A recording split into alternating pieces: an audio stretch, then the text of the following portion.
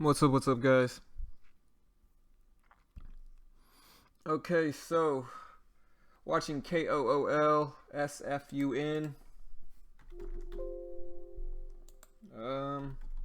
DCIX is running up.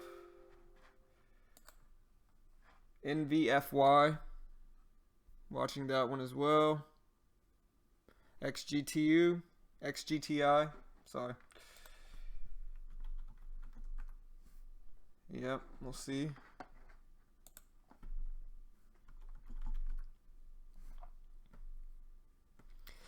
Yeah, my son is good today. He went to school today, finally. Hey, Dave, man, you were the one with you were the EMT, right, Dave?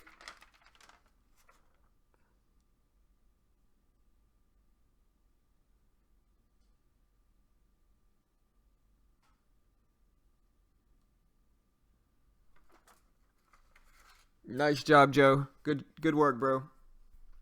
Yeah, I'm still kind of building my watch list, guys, so give me a second. I'm still looking, so.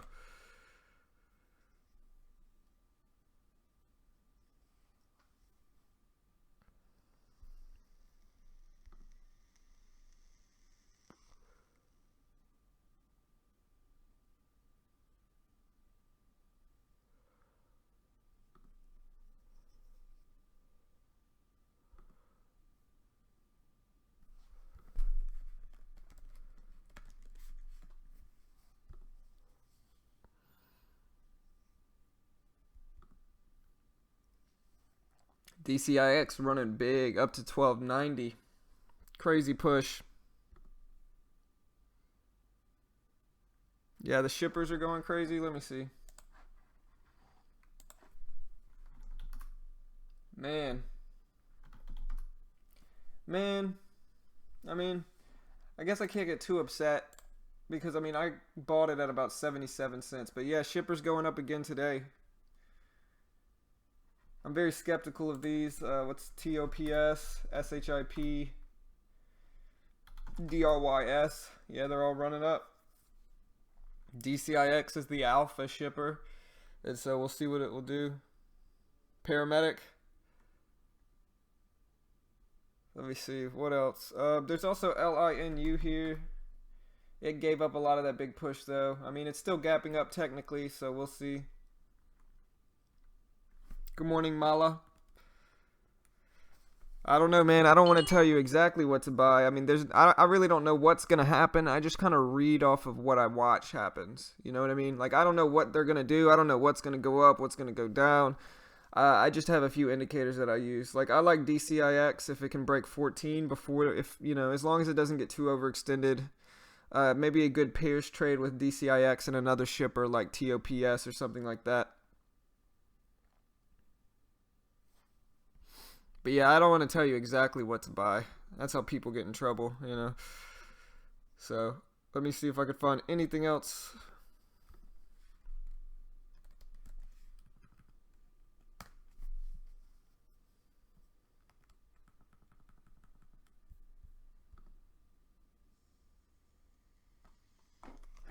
Let's see. There is EGLT's having a lot of volume. I mean, it's gapping up technically, so I'll probably watch EGLT. Let me see.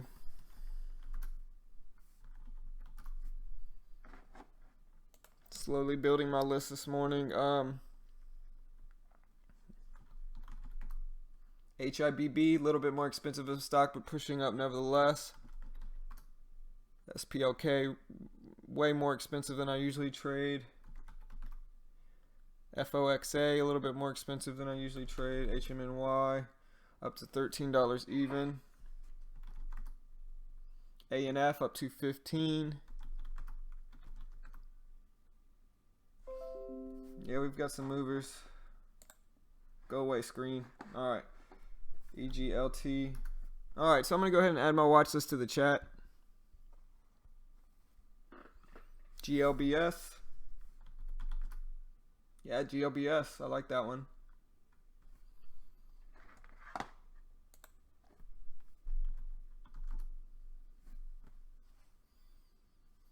Alright, so my watch list consists of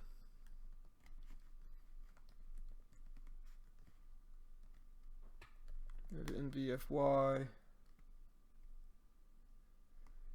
XGTI, SFUN,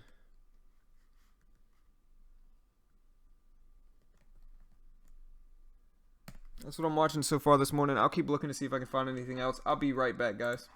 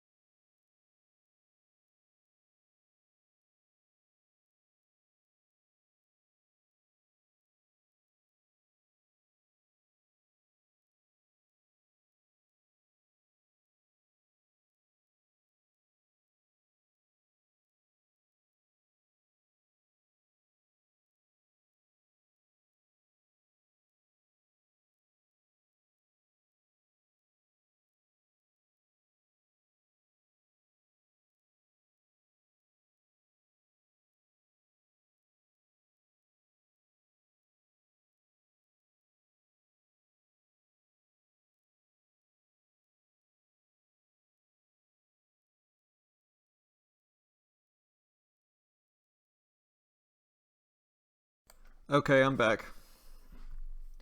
But yeah, Dave, my wife had some questions for you, man. She actually left me a list. It's titled Questions for EMT Guy. The first question is, when he says albuterol is toxic, what does he mean exactly? Toxic in what way? Question mark. What does he think of QVAR? Inhaler in parentheses. Beclomethasone. Something else. HFA inhalation aerosol 40 milligrams. What do you think about that, Dave? That's my wife's question to you. Anyways, so I like NVFY. It's up to 220. Reached the high at 223. Watching it to see if it breaks over this high.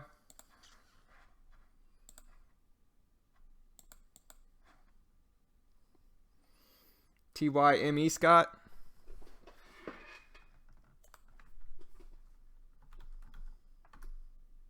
Yeah, TYME is pushing up nicely. We'll watch this one.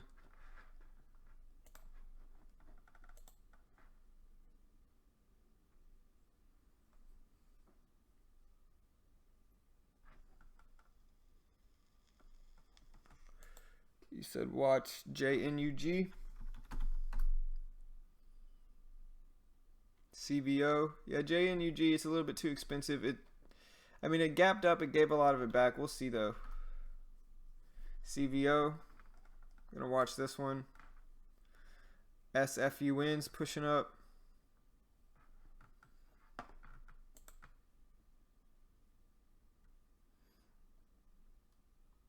Good morning, Team Blue.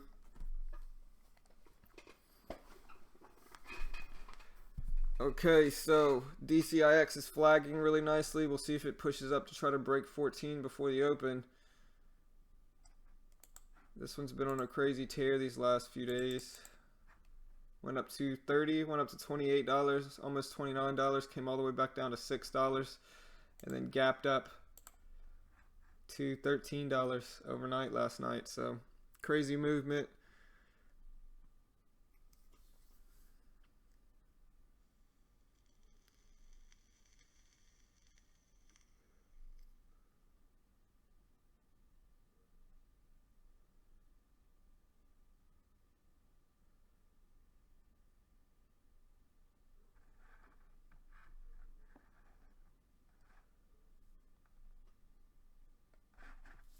Also, the shipping stocks like DCIX are all going crazy too. There's TOPS, SHIP's gapping up, DRYS. What's another one? RLOG.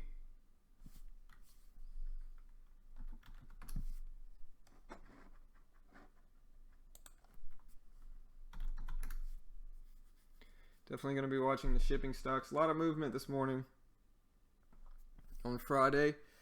So hopefully we get a few more big momentum pushes. Yesterday was a ridiculous day though.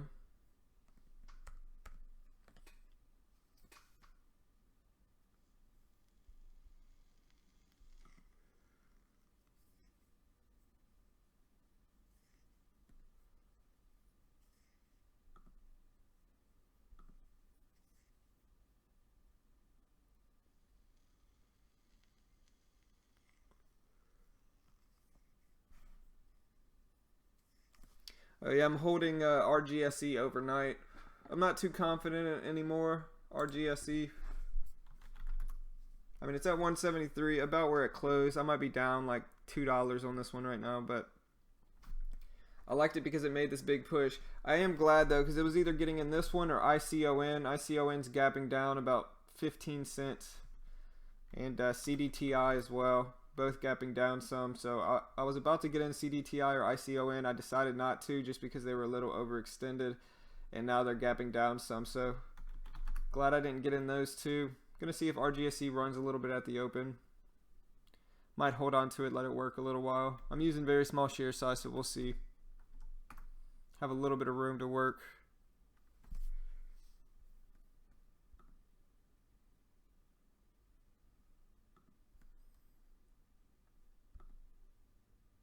EGLT.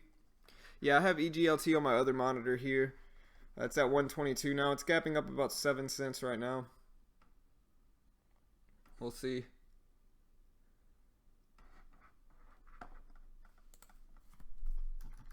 GLBS too. GLBS is at 122. Highs at 128. It closed yesterday right at $1 apparently, right here.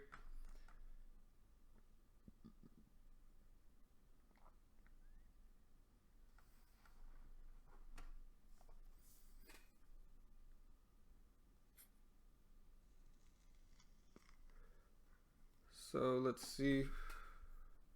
Yeah, we got a few decent movers. DCIX, GLBS, TYME, NVFY, LINU, CBO, XGTI, SFUN, TOPS, SHIP, EGLT.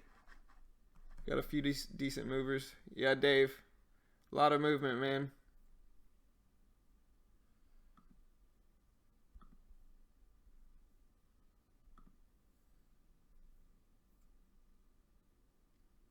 Yeah, Andre, the shipping TOPS, DCIX, SHIP, DRYS. DCIX is the alpha shipping stock apparently because it just gapped up almost 100%. And so, big move.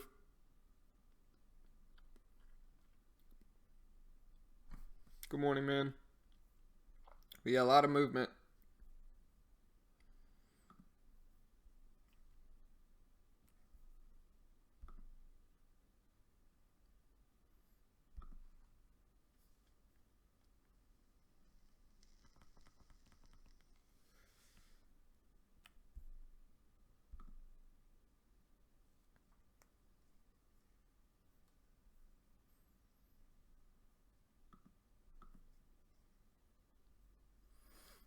XGTI may be starting to push back up here.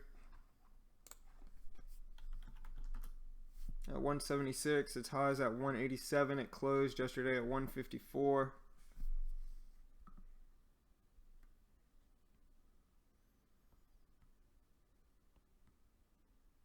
So we'll see what XGTI does. Looks like it's going to start creeping back up here. Hopefully it does. Get some momentum going.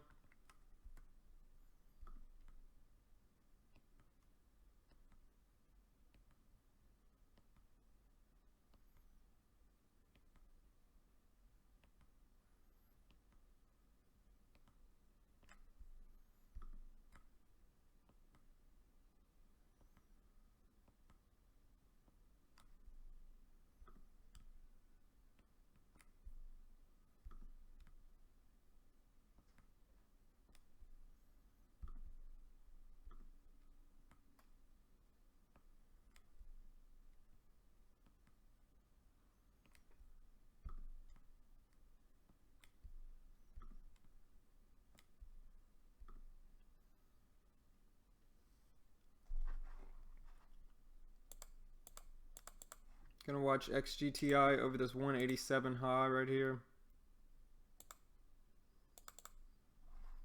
Watching TYME over this 472 high right here, as well as this 465 high. GLBS.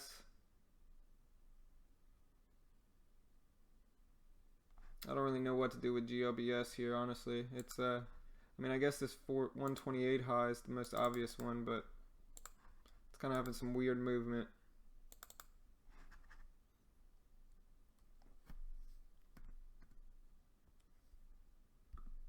See if I could find anything else this morning, but we got a few decent movers. I'm running out of space on my monitors to watch everything, so that's always good. Usually a good thing.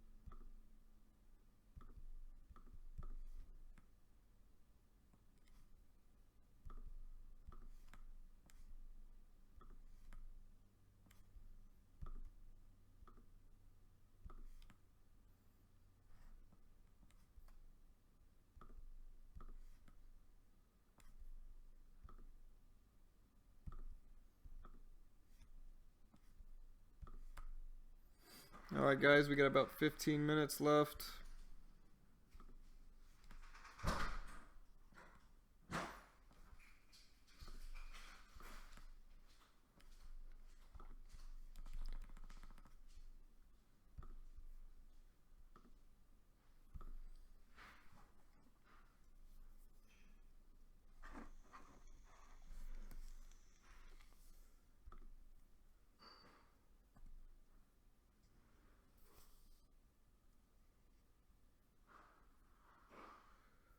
Yeah, the sporting stocks are all moving up. Let me see.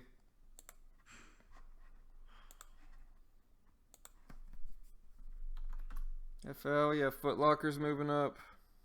BGFY. BGFV moving up. DKS. Yeah, they're gapping up as well. Good morning, Ant. Tesla. Yeah, Tesla's a crazy stock, man. I don't know how I feel about it. I don't know if it's a good long-term hold or what, but check out the SPY. SPY's technically gapping down some. Not much.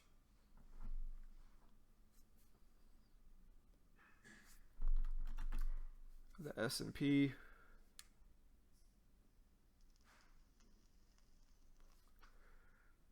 Morning for real.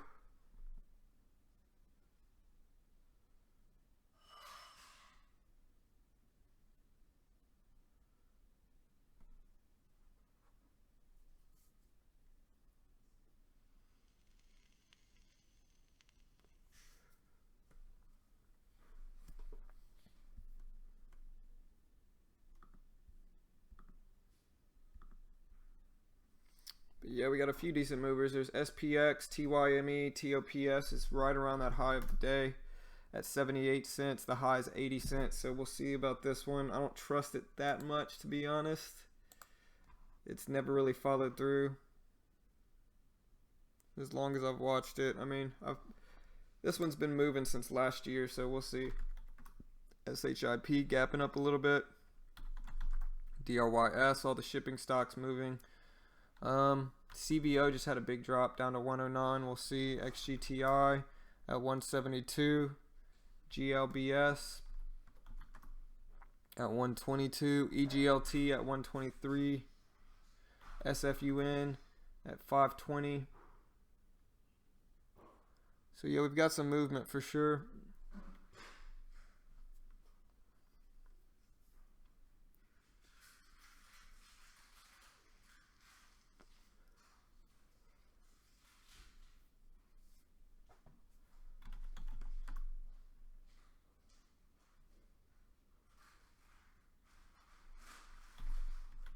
GLBS, gonna be watching this one. DCIX is probably one with the most volume this morning. It's up to 1330.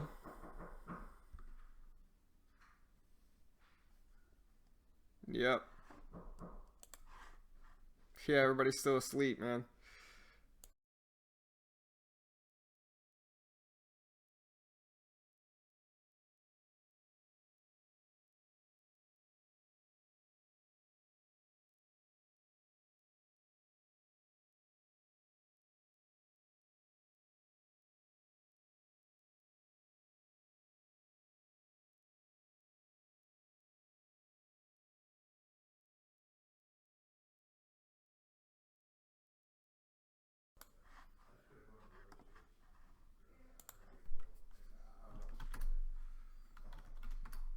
SFUN, XGTI. A lot of gappers.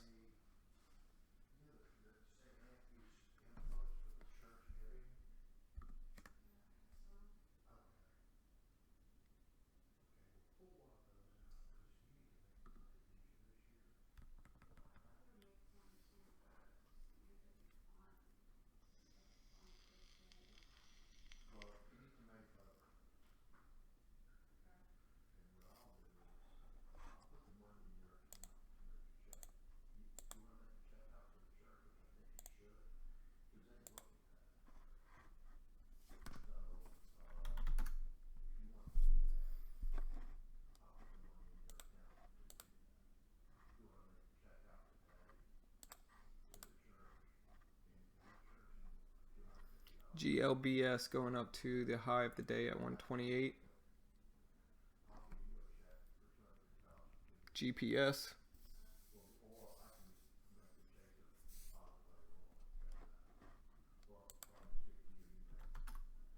Yeah, GPS is pushing up big. Alright guys, we got 10 minutes left. XGTR. EGLT.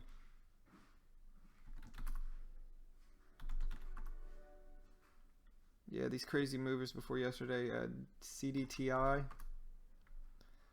Gonna be watching these two as well, although these are technically gapping down. I want to see if CDTI can hold support over 2 and make another push up.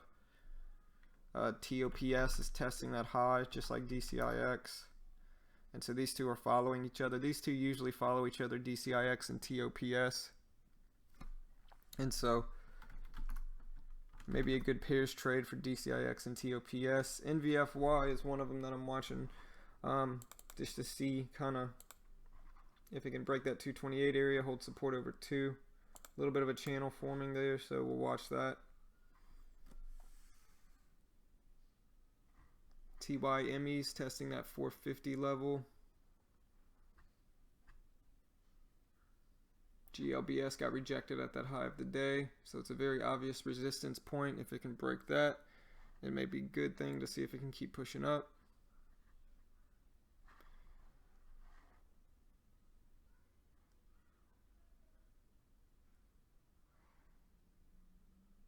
A lot of movement though. Let me see if I can find anything else.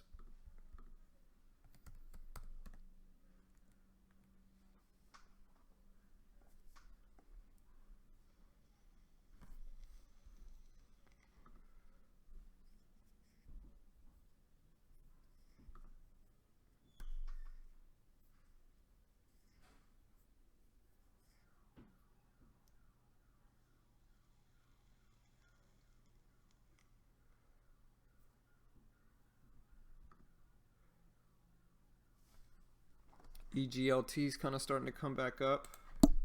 You can check out EGLT here. It's at 128 now. This one had a pretty big push yesterday right before the close in power hour. I was watching it, and so we'll see what LGET does. EGLT does here. It's starting to push back up. It's at 129 now, so we'll see.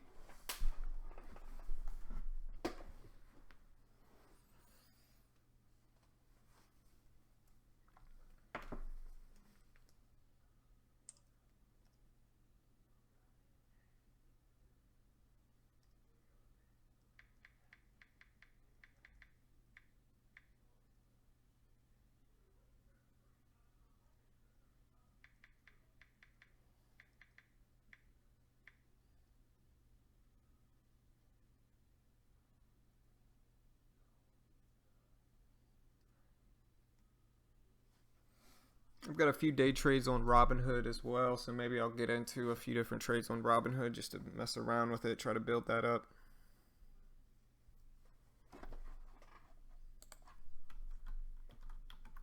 CHFS pushing up some. JASO.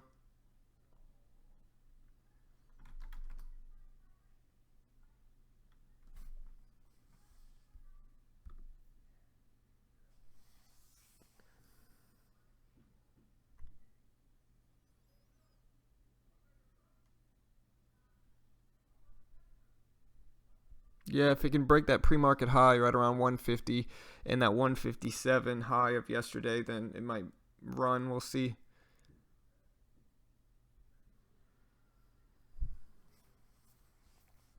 All right, guys, we got about 5 minutes.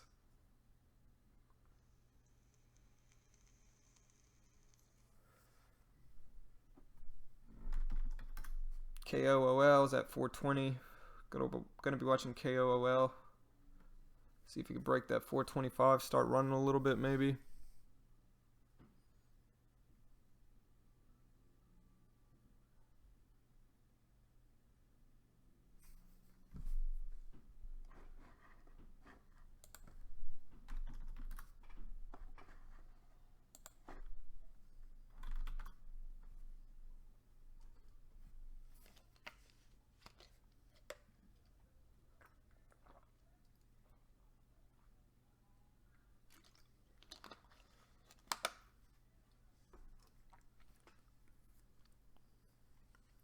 LBIX.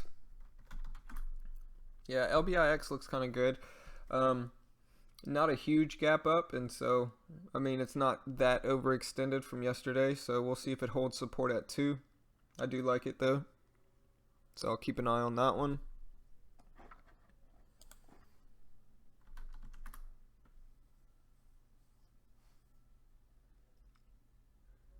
Alright, so the four main ones I'm watching are LBIX, TYME, GLBS, NVFY. I'm also watching the shipping stocks like TOPS, DCIX, DRYS, SHIP.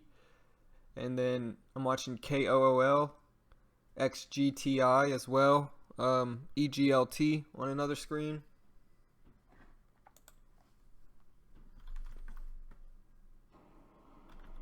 CDTI and ICON as well. Let's see how those do. I'll be right back, guys.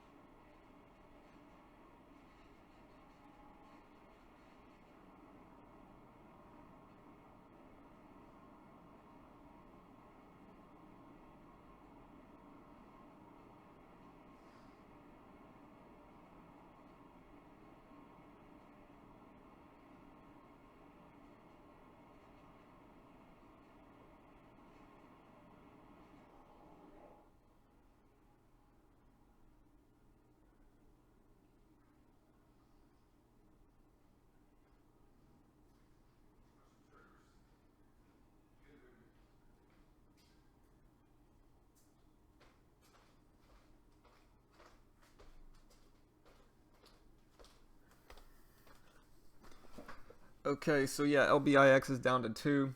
GLBS is at 124. I'm going to watch it over that 128 pre-market high to see if it can break that. TYME is sitting right at 450, and so that's a point of interest for me. We'll see if it can hold support over this. I'm watching NVFY to see if it can break that 238 after hours high, and I want to see it hold support at $2. And so that's one I'm watching.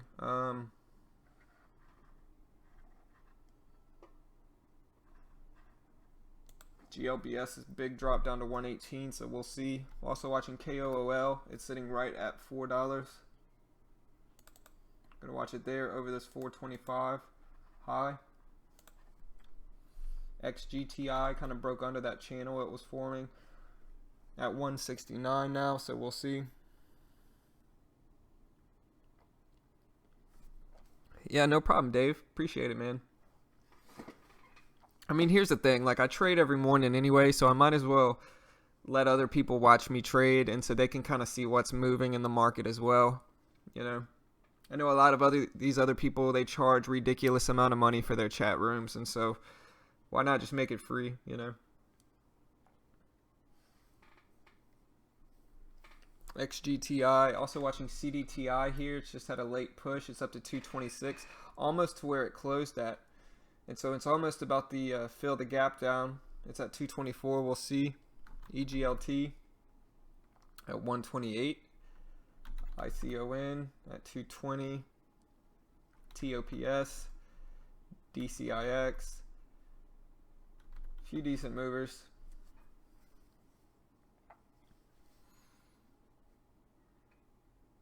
Alright guys, 10 seconds. Good luck everyone.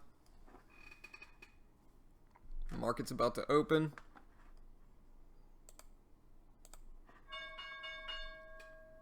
All right.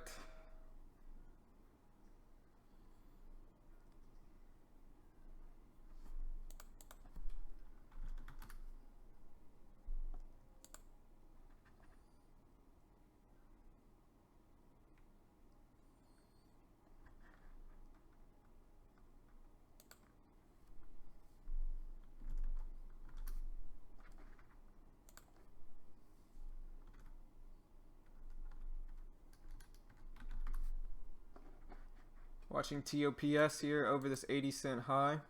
It's going to be doing the same thing DCIX does, and so going to watch both of these. LBIX pushing up to 208, 210. Gonna be watching LBIX as well.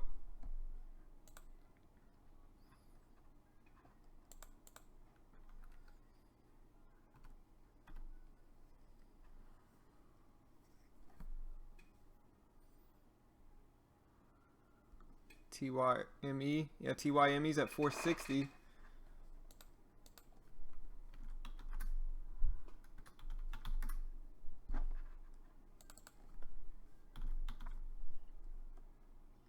Oh, I can't trade TYME on Ustock. It's okay. I have 2 trades on Robinhood I can get into if it starts to run. So we'll watch that one. DCIX is up to 13, down to 12.75. Kind of moving crazy.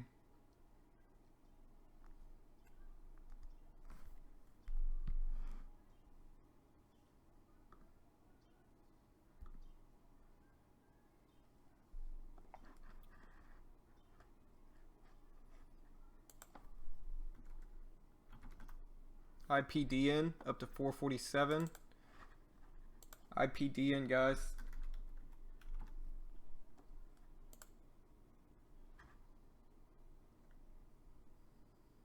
EXPR. EXPR up to 767.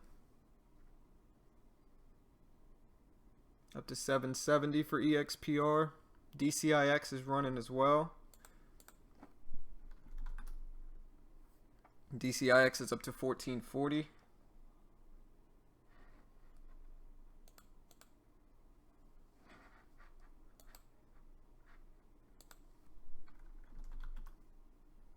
Watching TOPS here for a washout long setup to kind of go along with DCIX's huge push.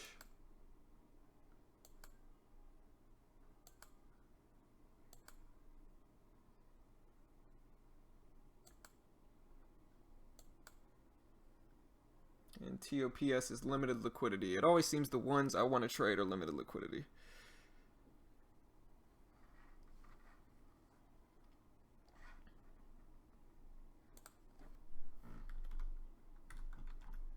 LBIX making that big push. I missed completely. Kind of bummed out about it.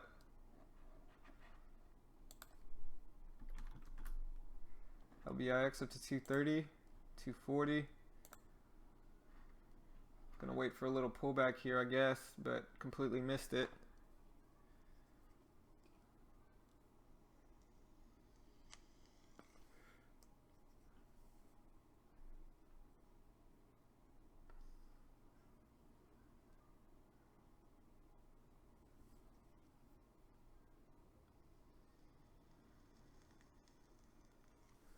Well, there's the pullback. We'll see if it follows through here.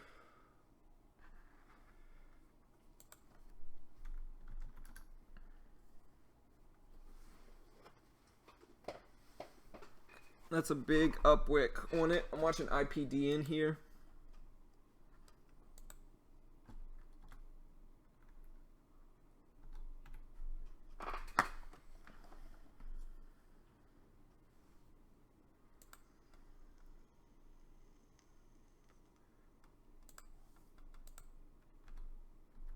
Watching IPD in here for a 1-minute pullback to see if it can push up. There goes LBIX here, missed the pullback. I just didn't like that upwick on LBIX. We'll see what it does.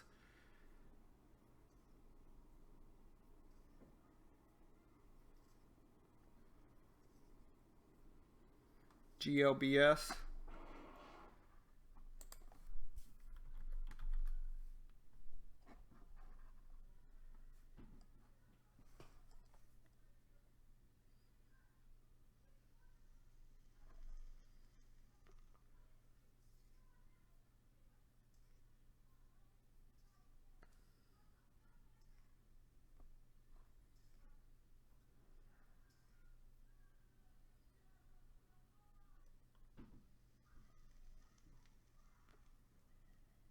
Watching IPD in here, it's at the high of day now at 448.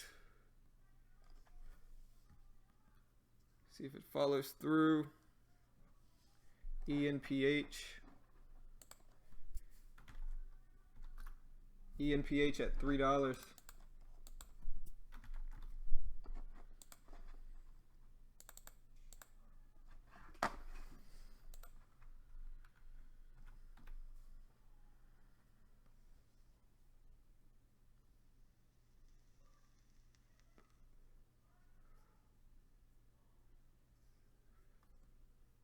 PIR.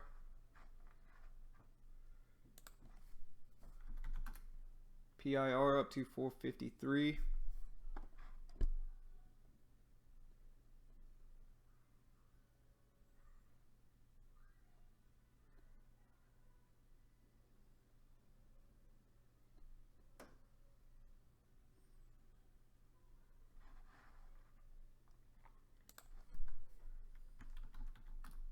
NCMI trying to run up as well.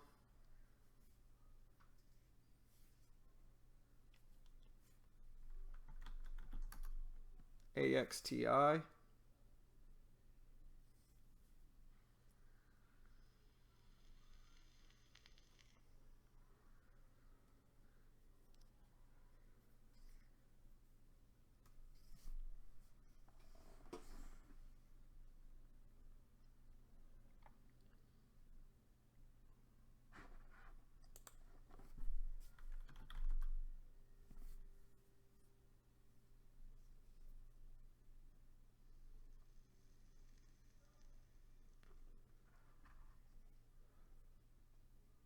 CBIO. CBIO up to 649. Crazy push on CBIO. It might get halted here because that's a ridiculous push in a minute. It's up to 649 now. CBIO. Yep, there it goes. It was just halted. Pretty obvious it was going to get halted.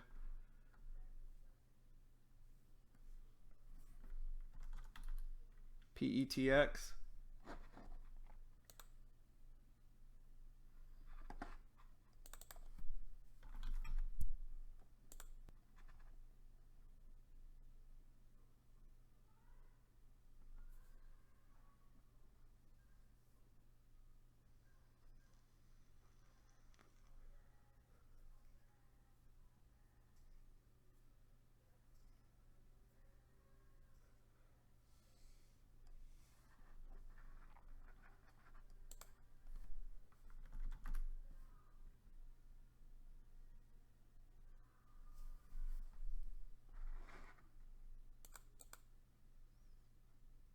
Kind of watching XGTI here.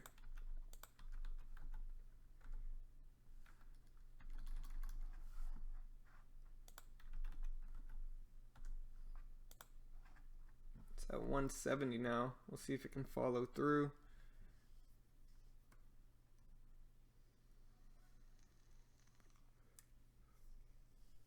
FLL. Volume spike.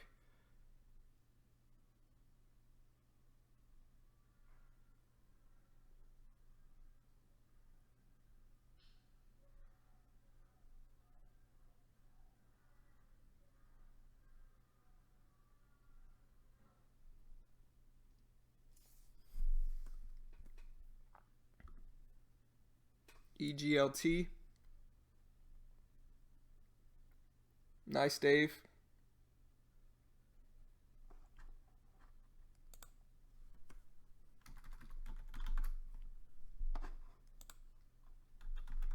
Watching XGTI here.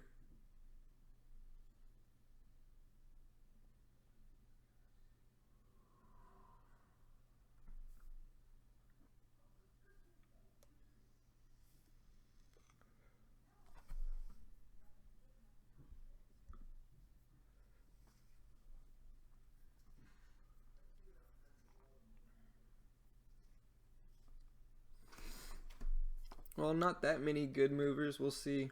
Definitely not like yesterday. Watching XGTI here, though.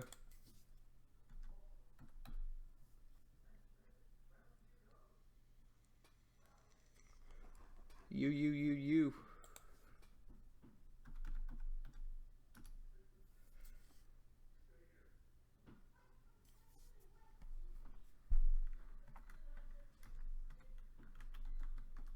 AXTI.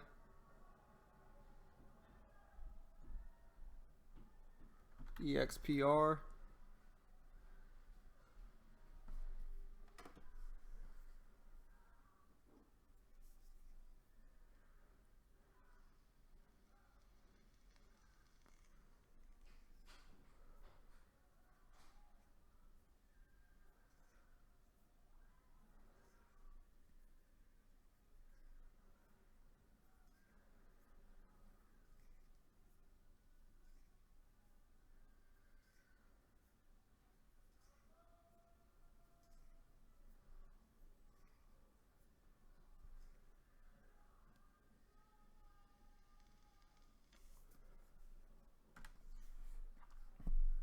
Watching XGTI here over 170 or 172.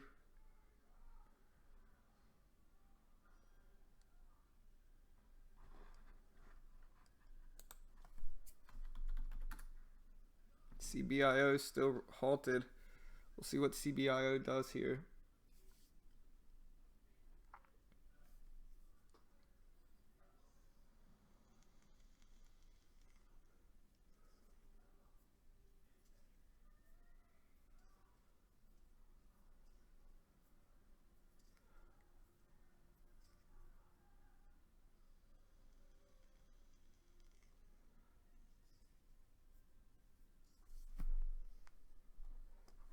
LPTX,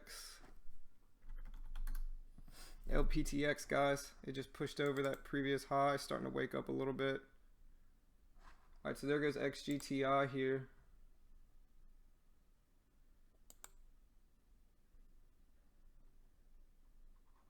All right, so I'm in XGTI with 100 shares. Set a stop loss at 169.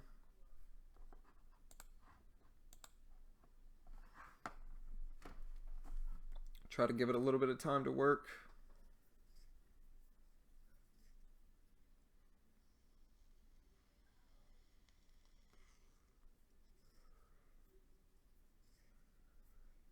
CBIO's resumed. Yeah, CBIO gapped all the way up to $8. Crazy move on CBIO, guys. Big fall down though, we'll see.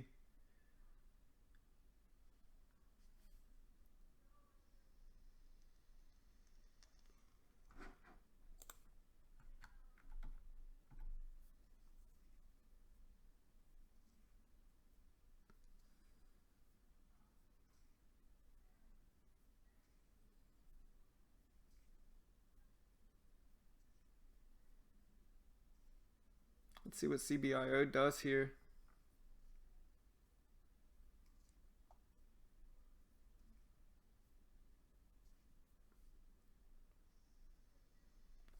Not that much movement in the market this morning.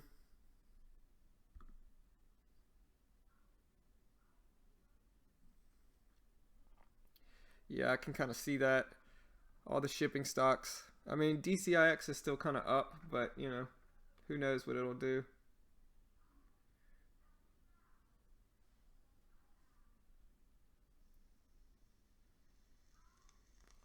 Watching ENPH here.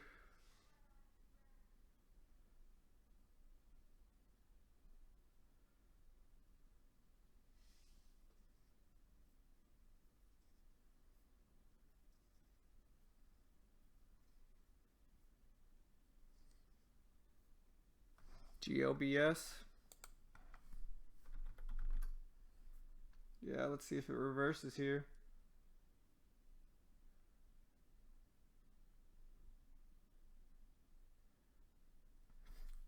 Yeah, I'm going to get out of XGTI if it drops down to 170.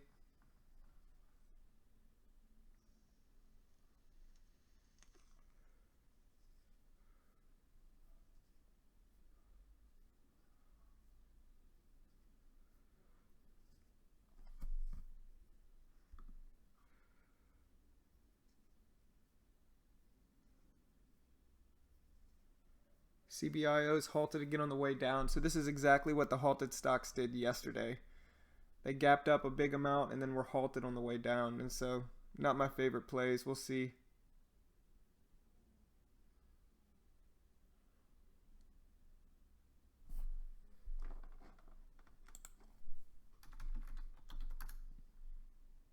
ODP had a kind of big move, but not that much volume. IPDN starting to reverse a little bit.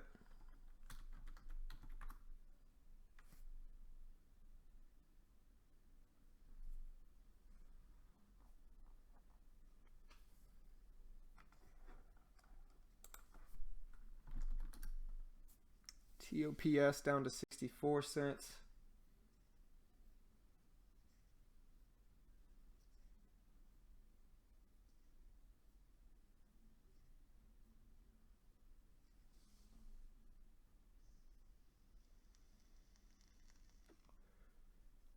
There goes XGTI up to 174.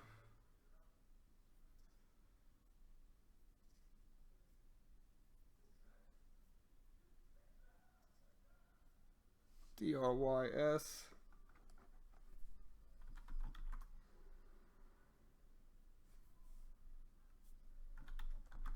EXPR. We'll see if it's just a pullback here.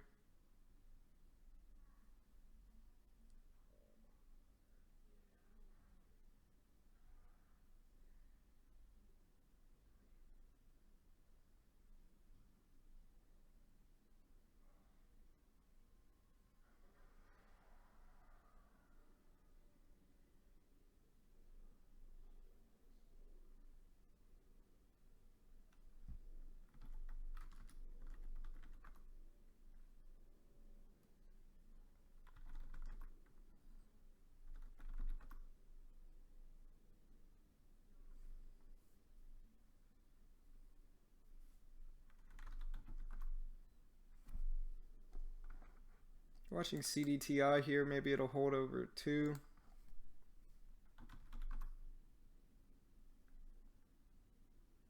Not that many movers. DSW.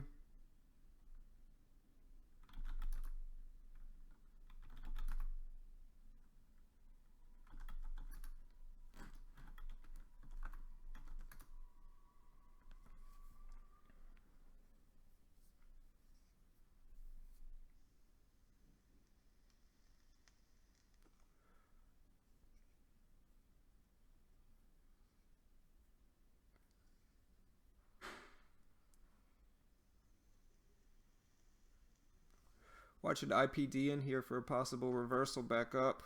We'll see.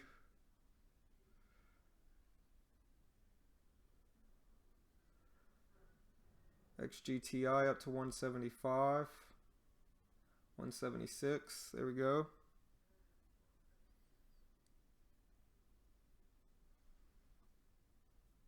See if the volume starts to pick up.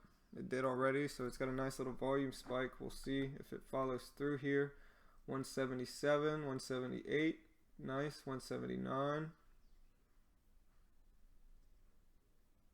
good.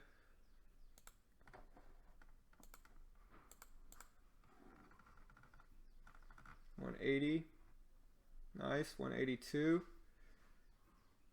183. Let me go ahead and get out here for a $7 gain.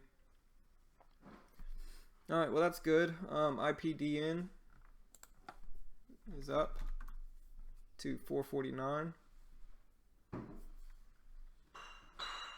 Breaking over that high of day on IPDN up to 458.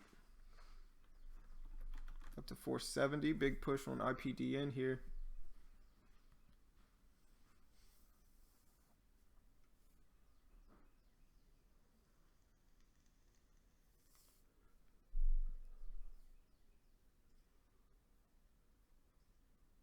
And IPDN is halted on the way up.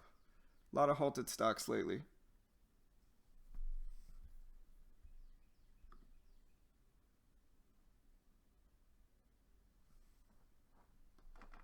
ENPH.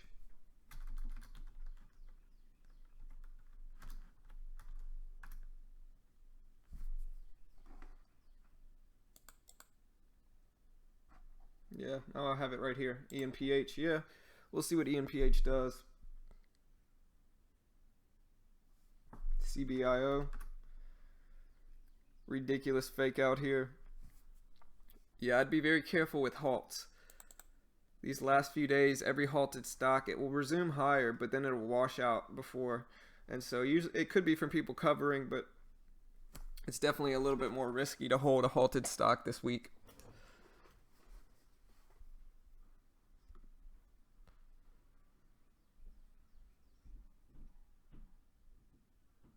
Big drop on XGTI.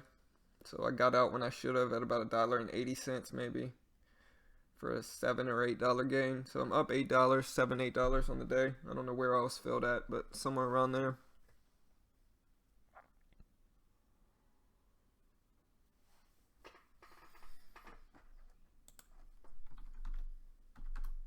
ARAY pushing up, testing for $5 now.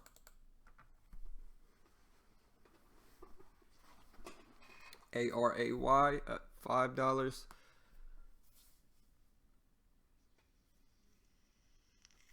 HOV at 242. Big volume spike with ARAY. We'll see if it follows through. HOV at 242 now,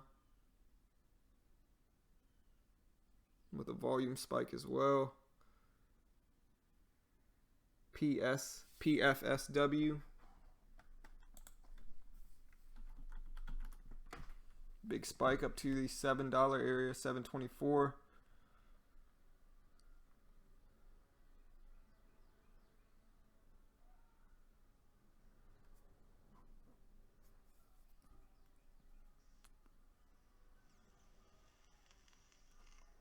$7.44 for HOV. HOV's pushing up.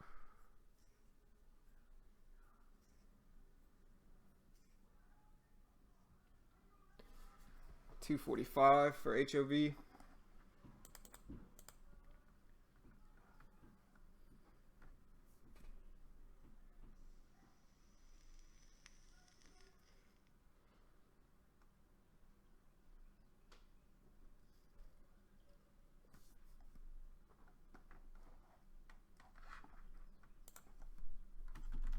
DRNA pushing up at 989 now. There's ARAY pushing over 5. It's at 503 now for ARAY. It's one of those stocks that have a 5-cent spread on it, up to 508.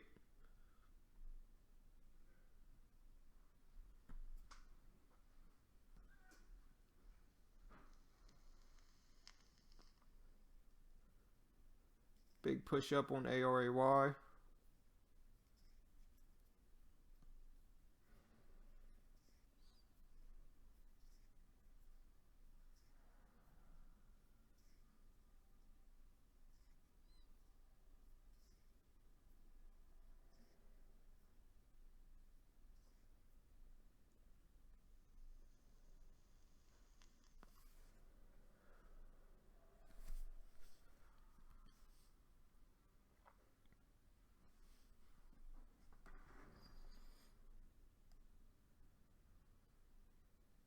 These shipping stocks are dropping now. DCIX is dropping. TOPS has been dropping. SHIP's been dropping. DRYS has been dropping. So yeah, sympathy play on the other ones. So be careful, guys, with the shipping stocks. They're all washing out.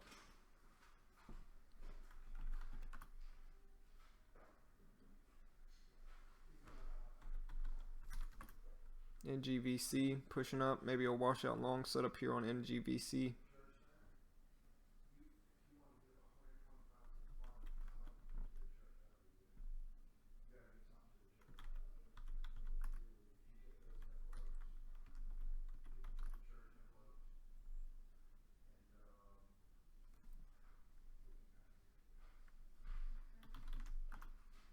ICON washout long.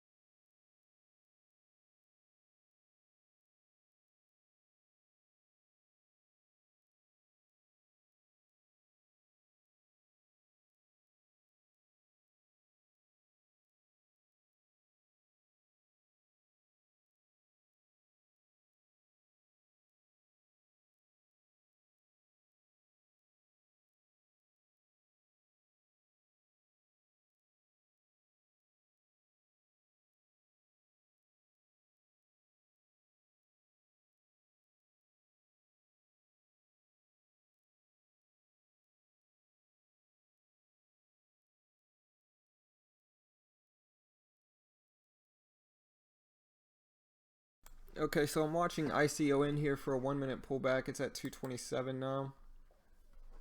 We'll see though. Looks like it's struggling a little bit. EKSO is on a big run, guys. Look at this beautiful push.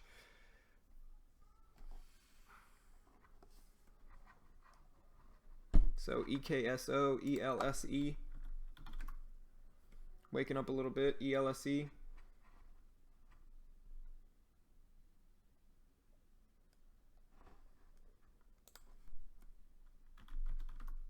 NVAX as well.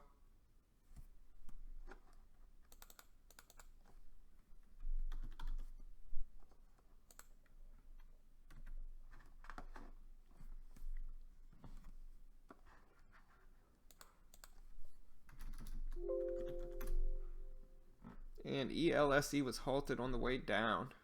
Uh-oh. Be careful, guys. A lot of ridiculous movement here.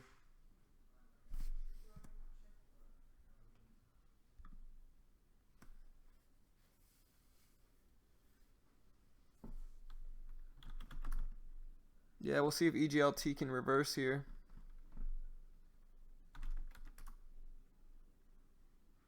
Check out EKSO, guys, and ELSE.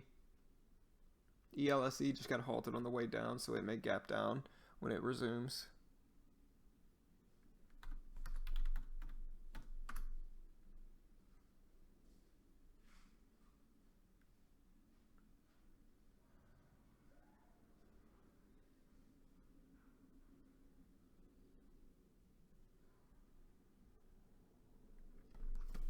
Biggest thing I'm worried about with EKSO is it resuming and getting halted, and then it gets resumed on the way down is what I'm worried about.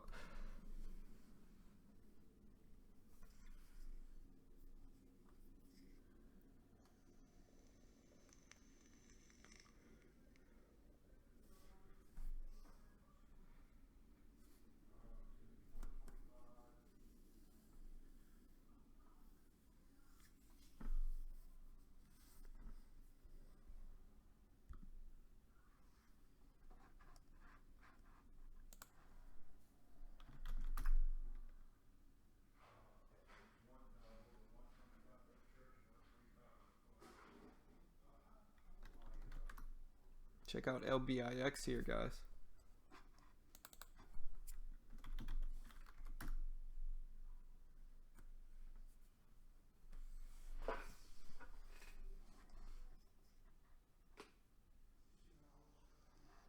Watching LBIX for a reversal play. It's at 206 now.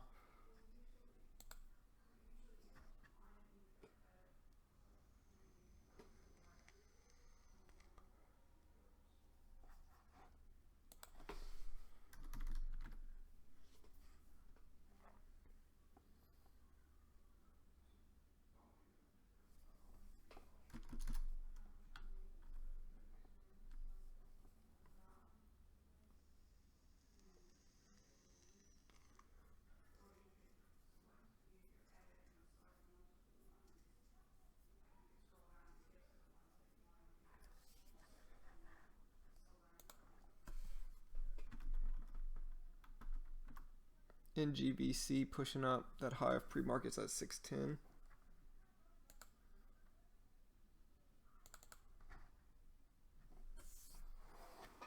It's up to 607, 609 in GBC.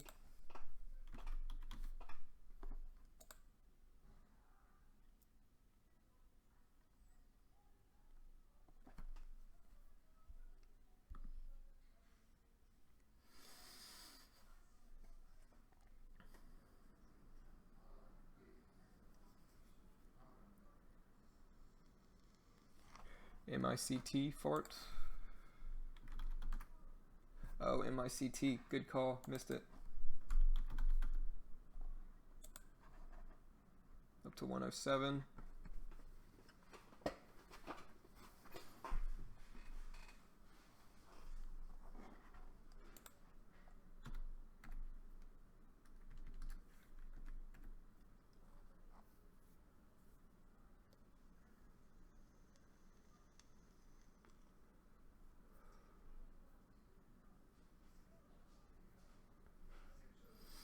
Yeah, EKSO, who knows what this one will do.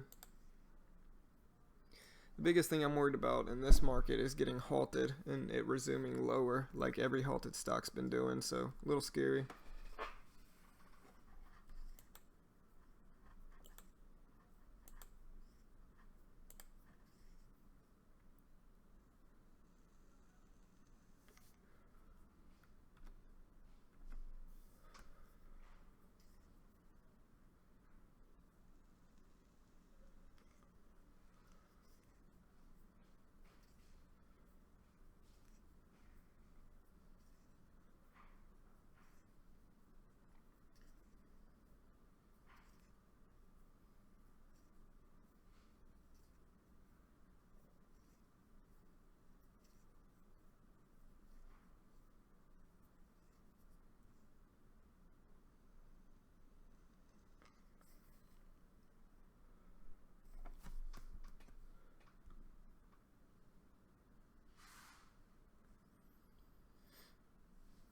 We'll see if MICT holds support at $1 and pushes back up.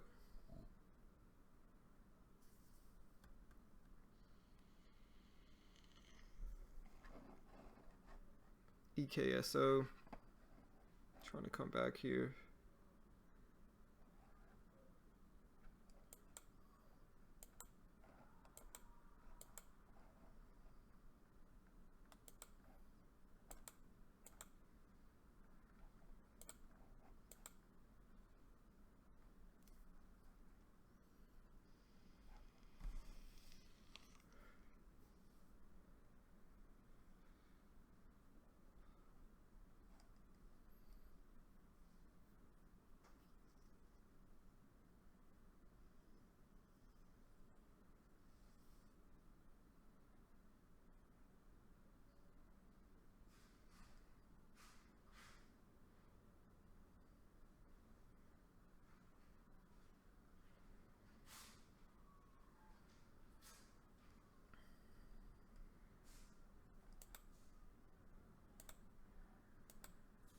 MICT testing that high of the day at 108.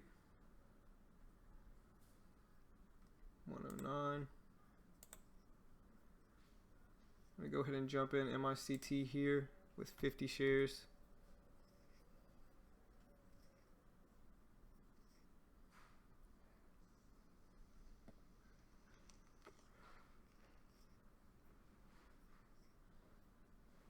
Up to 114. 115. Back down to 113.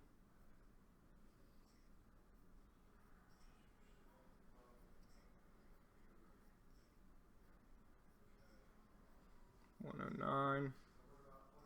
I want to see it hold support where that previous high was. If it drops under that, I'm out.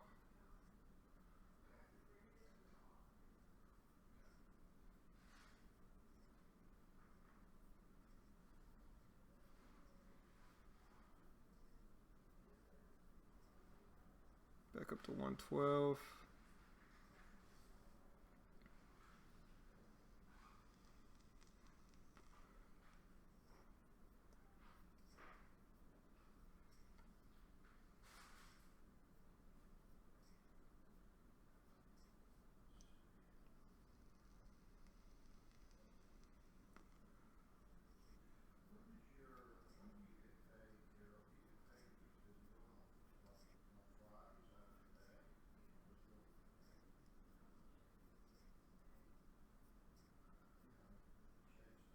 Yeah, faked me out.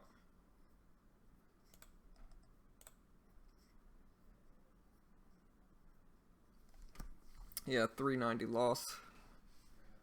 I'm up about $4 on the day now, but yeah, that one faked me out.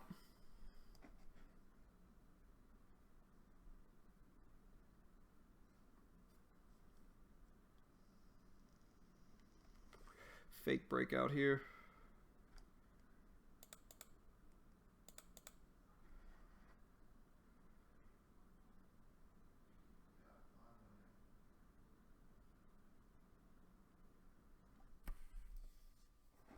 SPWH.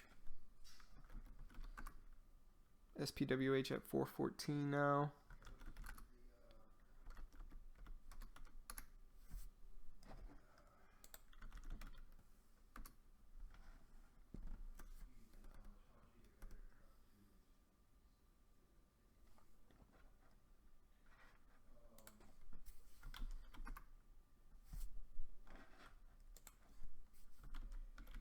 EVLV.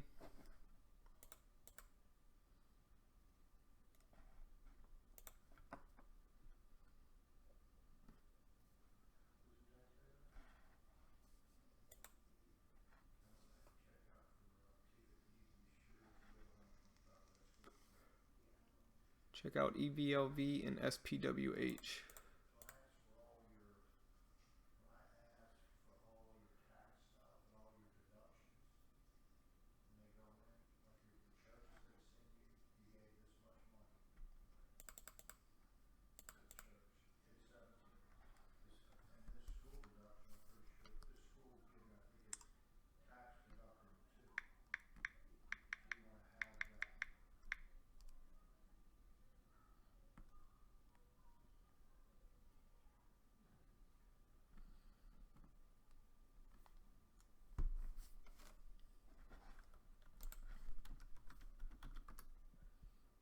See FMS pushing up.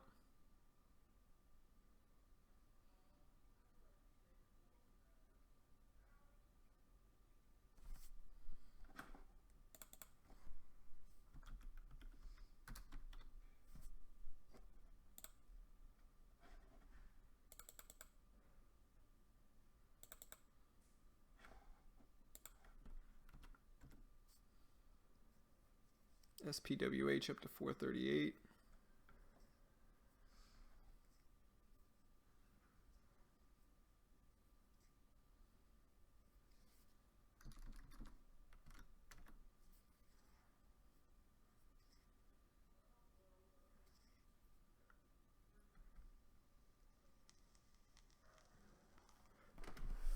Watching SPWH here for a 1 minute pullback after that big push.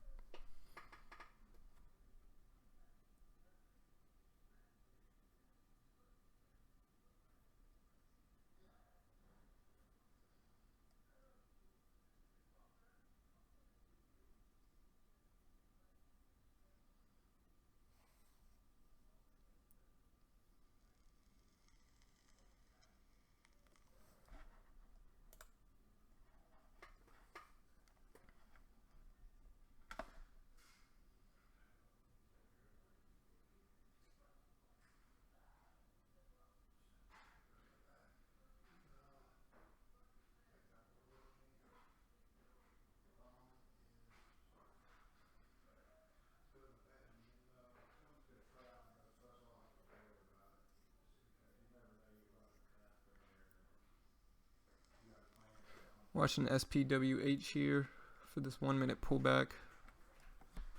Watching it over 440.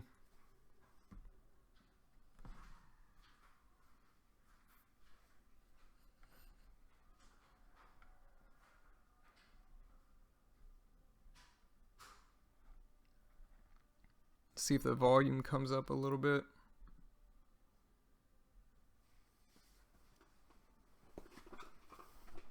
Nice job, Farts. Good trade, bro.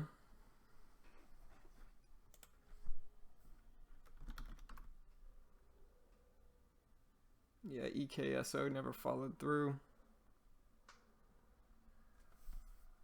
Nice trade, Andre.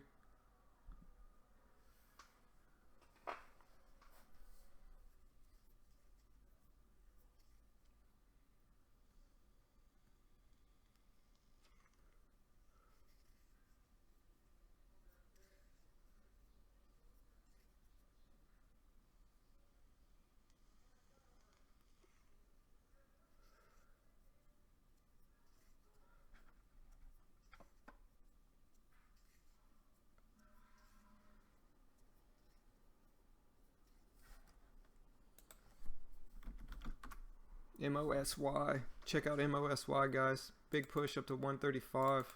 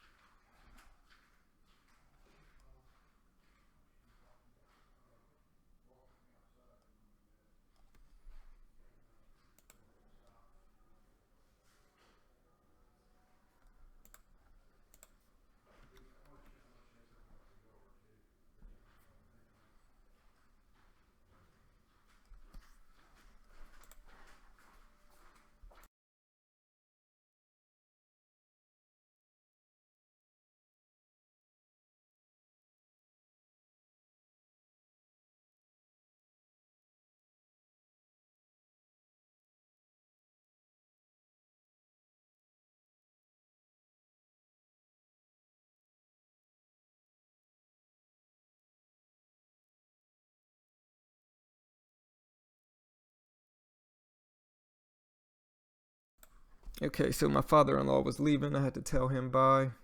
Glad I didn't get in SPWH though. It was faking people out over that 440. I wanted it to break 440, so I'm glad I waited. But check out MOSY, guys. Huge push. Watching it over 149.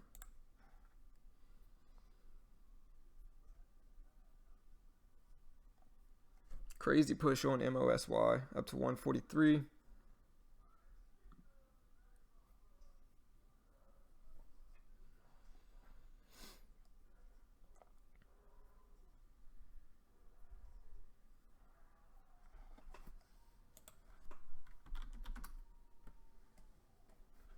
It's trying here. Yeah, look at that fake out on SPWH. Went all the way up to that previous high and touched that previous high and then fell back down. Almost got in, was waiting for it to break 440. If it would have broken 440, I probably would have jumped in, but it ended up faking people out, so I'm glad it didn't break 440 before that drop.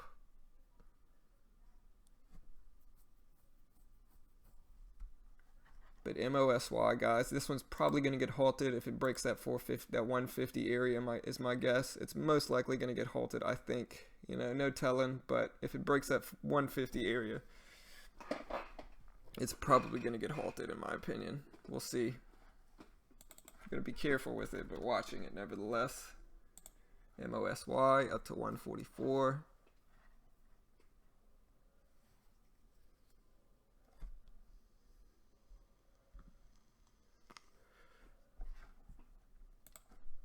MICT is nothing to me anymore. CIG up to 201. Very small range of this stock. Only a few cents movement today. Only 4 cents that it's moved today, but it's pushing up with some big volume, so we'll see.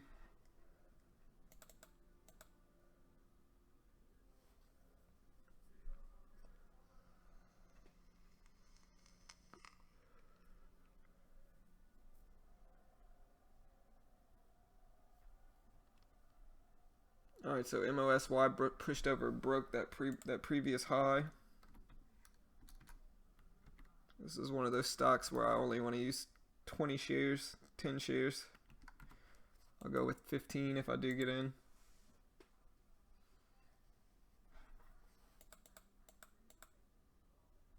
Gotta be very careful. It's already pretty extended in the last minute, in the last 5 or 6 minutes, so.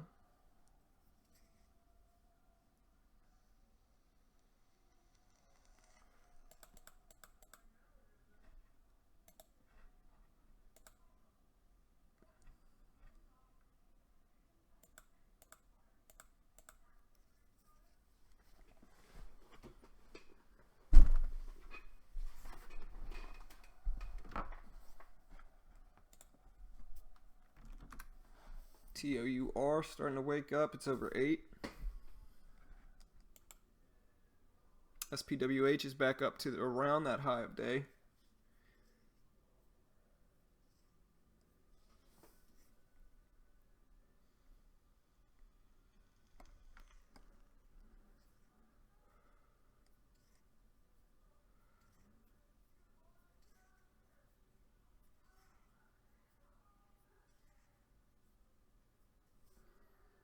Up to 440 again.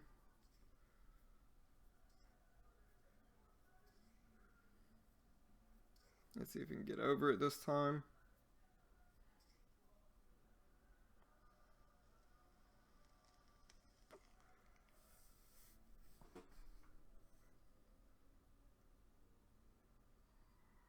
Got to be careful with it. It might have a quick push over that 440 area and then drop is what I'm worried about with SPWH.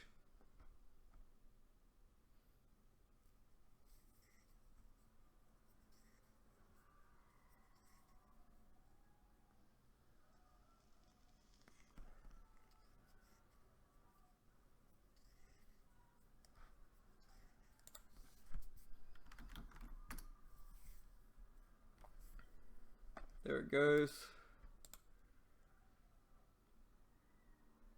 I'm in it with 20 shares. Very small share size to see if it will run. If it doesn't run, I'm going to get out.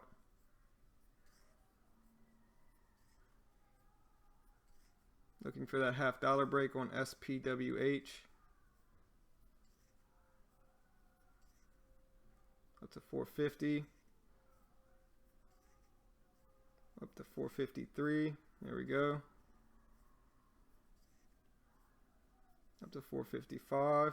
Nice. 460.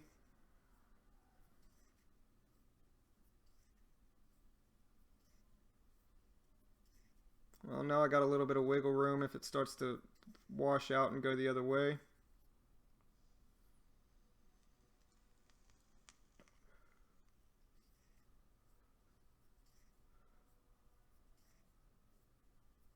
Let's see if SPWH keeps climbing.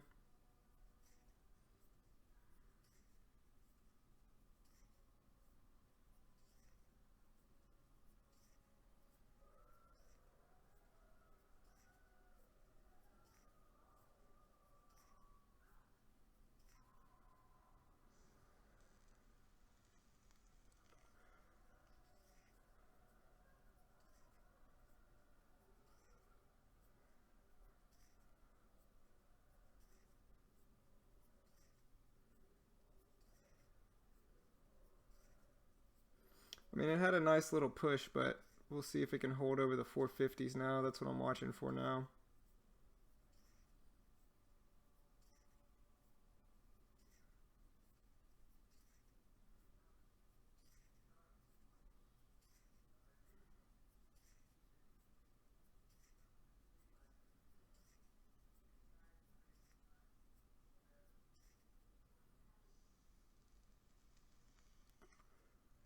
Down to 446. 444.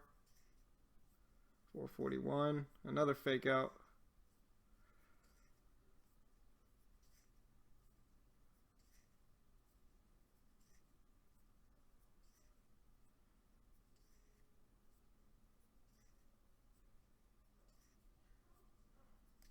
Yeah, I'm out. Yeah, about a break-even day. Super tough to trade. This absolutely faked me out. Couldn't hold over 450. Pretty frustrating trade, to be honest, on SPWH. It broke over it really nicely, got all the way up to 460. Didn't use big enough sizing to actually profit from it, but oh well. Still a frustrating trade for sure.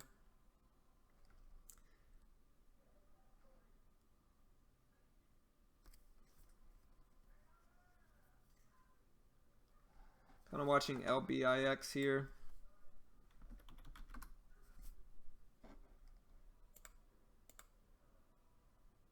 Looks to want to hold over $2.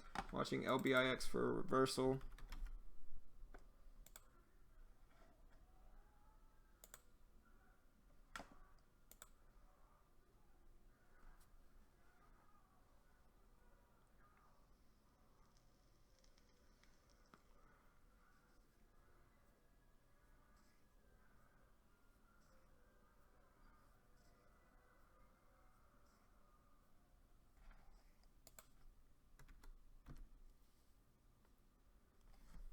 Well, at one point I was up $8, gave up most of those profits. I think I'm up like 50 cents, which is probably break even after commission, so frustrating day, nevertheless.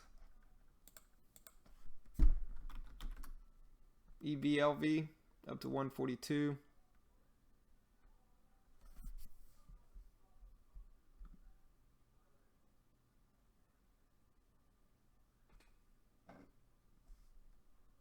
Yeah, it was a good setup, farts, you know, and so it was a good trade idea. I mean, it pushed up enough. I just didn't have big enough sizing.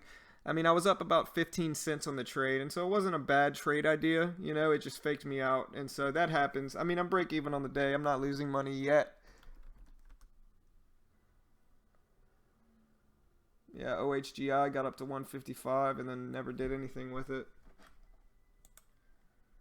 Try LBIX here with 30 shares to see if it keeps going on this reversal.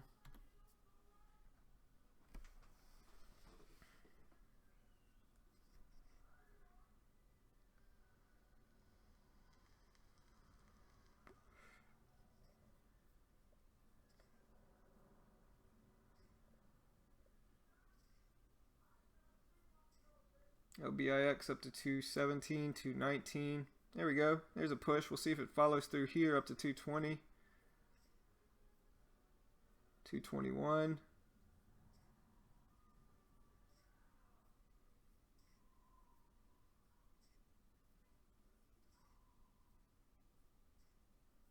$220. We'll see if it follows through some more.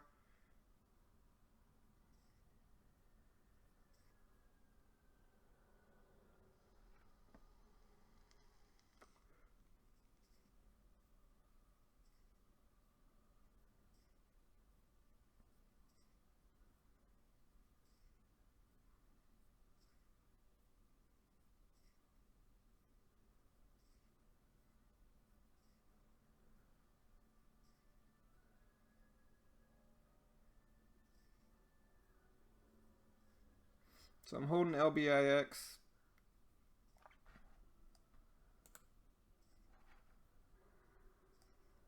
Back down to 213, 211. Man, all these fake outs today are frustrating.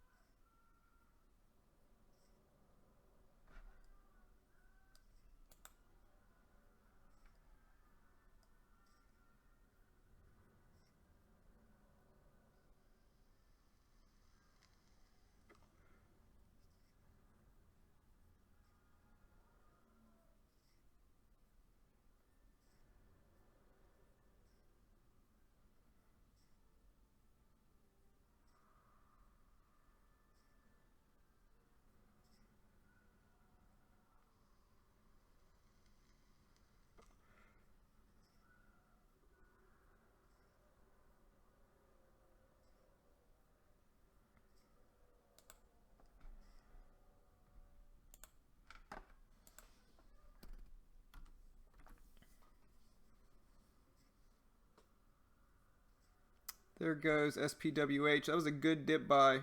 Who said that? Andre?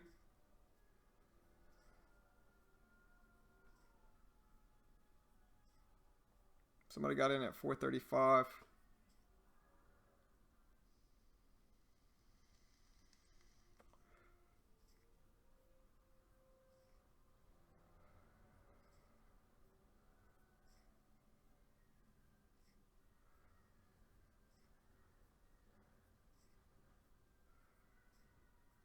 SPWH making that other push. 444.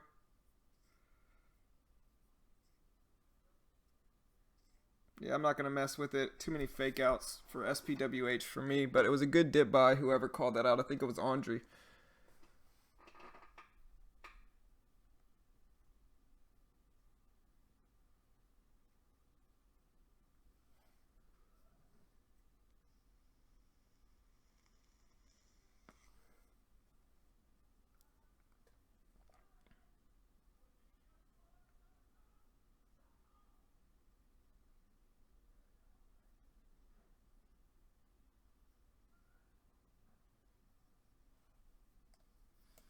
Yeah, I'm out of this one.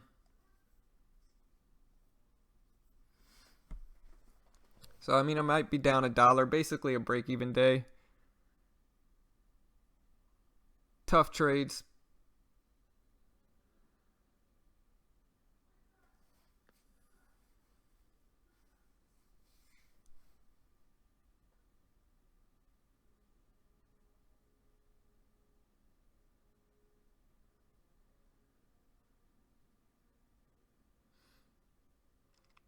Yeah, the reason I got out of SPWH farts is because, you know, what I really like is I like when a stock pushes over a previous resistance and then holds it as support.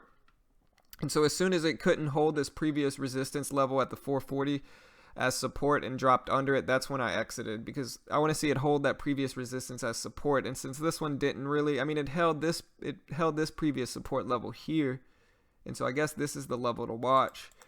But that's the reason I got out.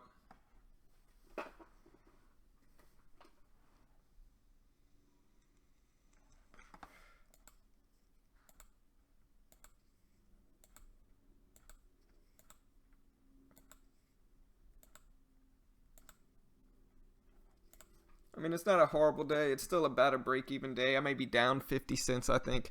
I was up 50 cents after that last trade, and so I'm down 50 cents. So a huge loss today, apparently, but, you know, not too bad.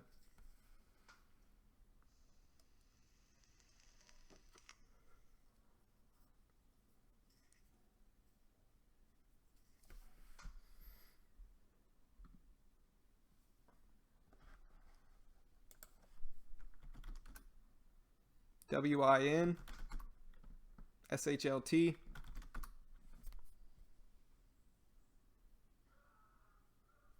All right, so there goes SPWH. It's really tempting to get in here, but I'm going to wait for it to hold over 450.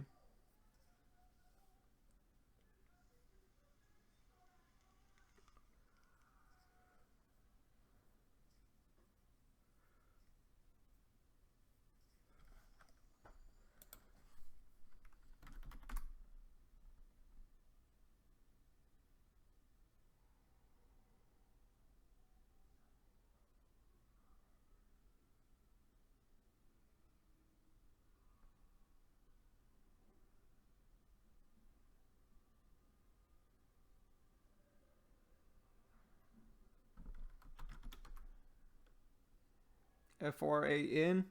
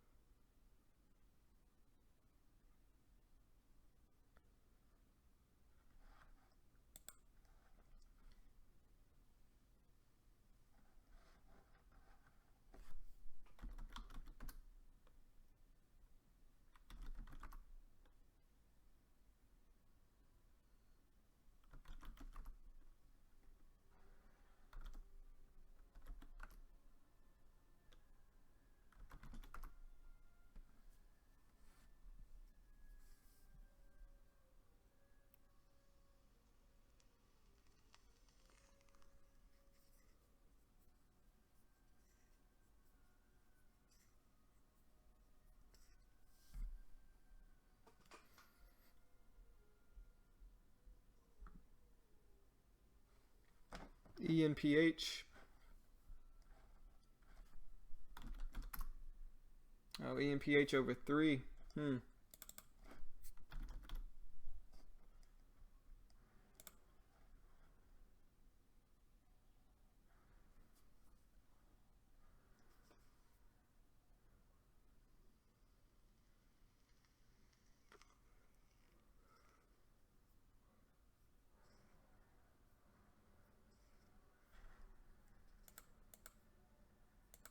Kind of watching WIN here, guys.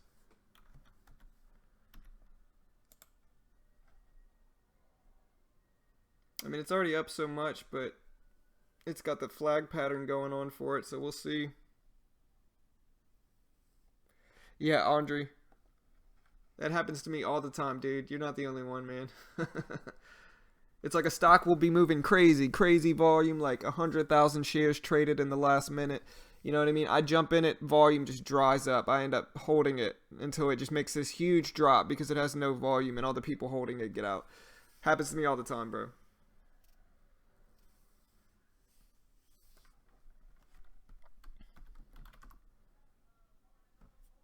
Yeah, IPAS was trending up. Now it's dropping down. We'll see if it pops back up here. It needs some more volume, in my opinion.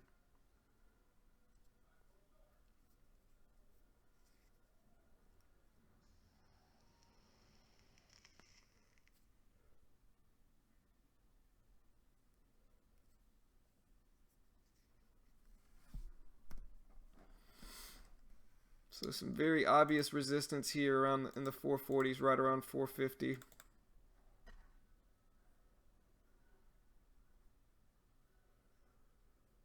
For SPWH up to 447.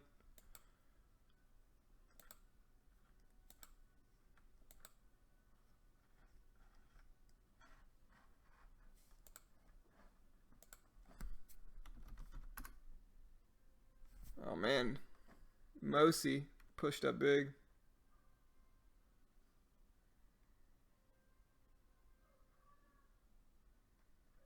Yeah, what was going on, MR?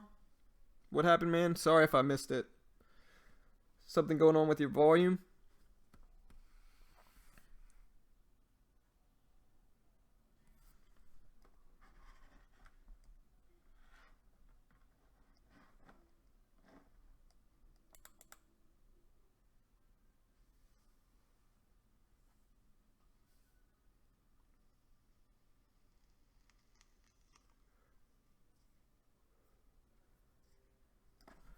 Alright, so ENPH looks like it wants to hold over $3. SPWH had a big washout again. Couldn't get over that resistance levels. MARA. MARA guys, big volume spike.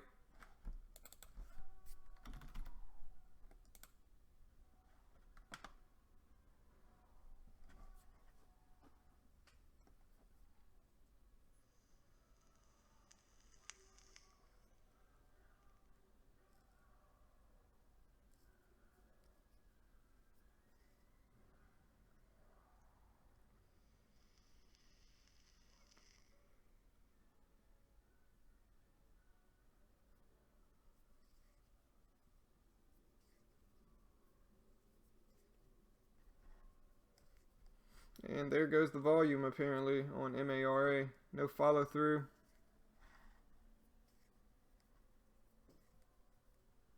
WIN is struggling to get over 227. Just not moving enough for me, really.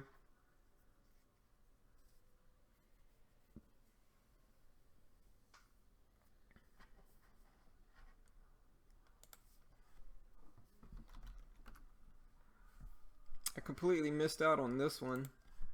ICON. It's been moving up all day.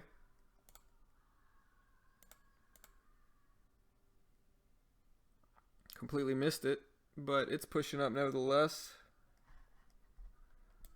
Wind's not moving fast enough for me. TOUR, guys, it's kind of breaking out a little bit here. It's at 818.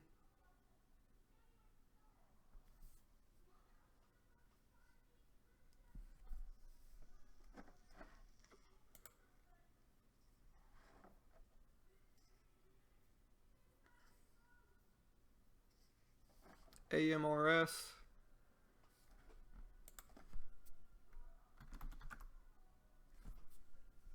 AMRS is trying here with some volume. AMRS.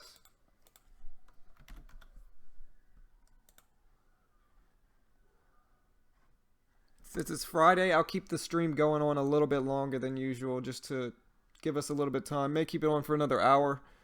Just kind of going over stuff. May not be active the whole time, but I'll keep the stream going so you guys can chat. And so, you know, I'll probably be watching some of it. So, TOUR up to 821. High of 824 now on TOUR. Big volume spike. Back down to 815. I don't like these up wicks, though. Gotta be careful.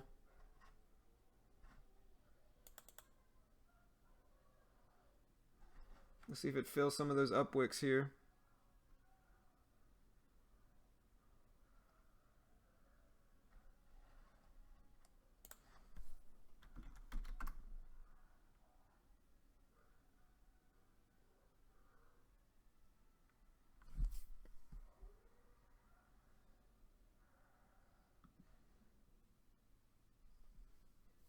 LBIX. Don't tell me LBIX pushed up as soon as I stopped watching it.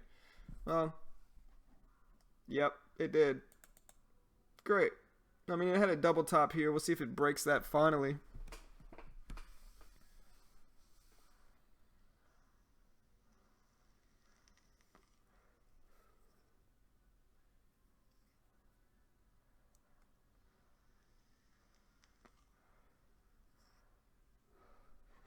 And guys, check out RGSC. I'm still holding this one from last night with an entry of about 175.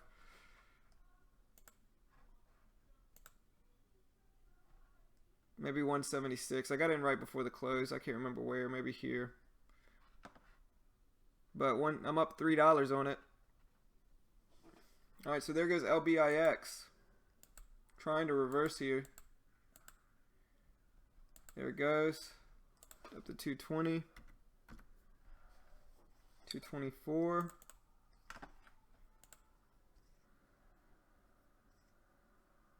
I'm worried this one's going to fake out again. Going to be careful with it.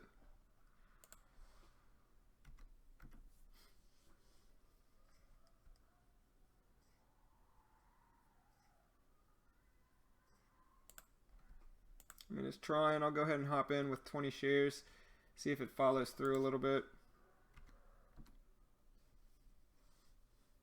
Up to 227. Back down to 226. Just going to hold this one a little bit longer. See if it tests that high of the day at 243.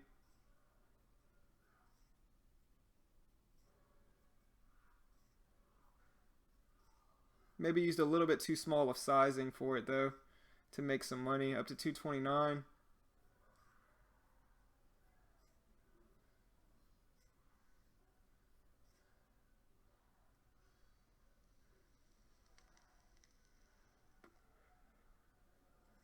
Up to 228. Look at this big drop on TOUR. TOPS. Yeah, TOPS looks like it could reverse here. I mean, it's been finding some support at 60 cents. And so let's hope it can.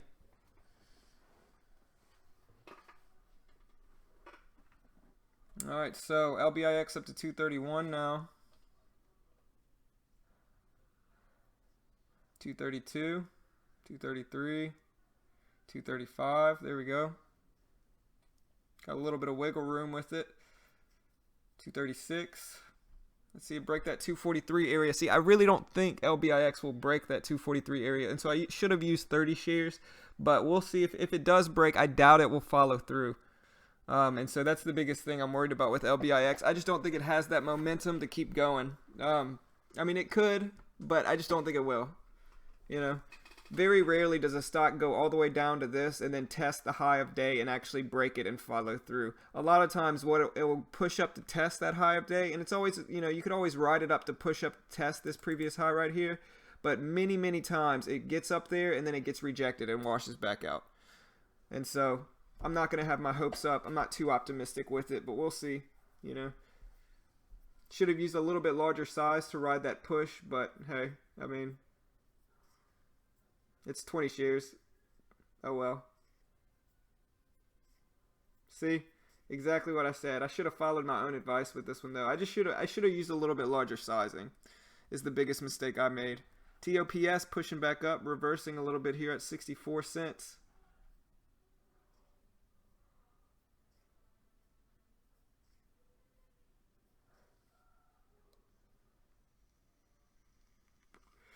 Yeah, I'll see if it can hold over 220 where that previous support was, or that previous resistance.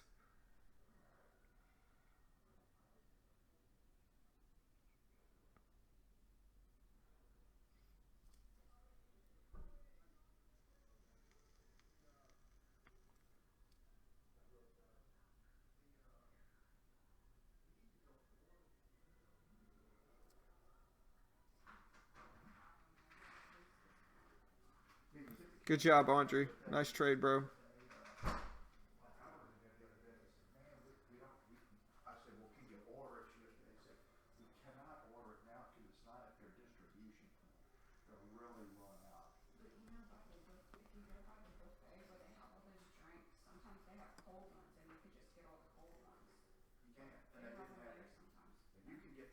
All right, so it's back up to 229.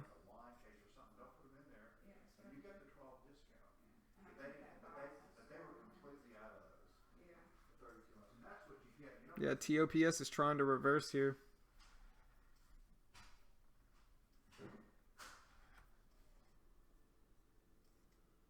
Yeah, I'm going to go ahead and...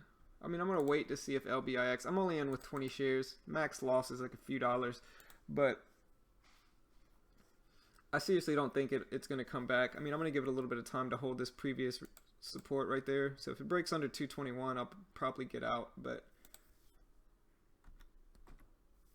Not too confident in it, honestly. We'll see.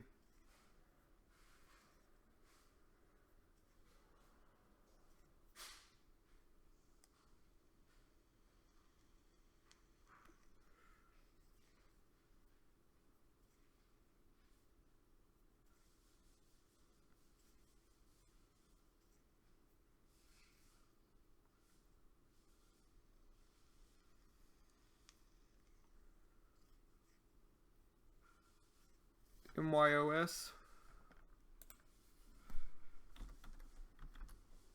Yeah, MYOS is picking up a little bit. Not the most volume. I want to see the volume go up some more.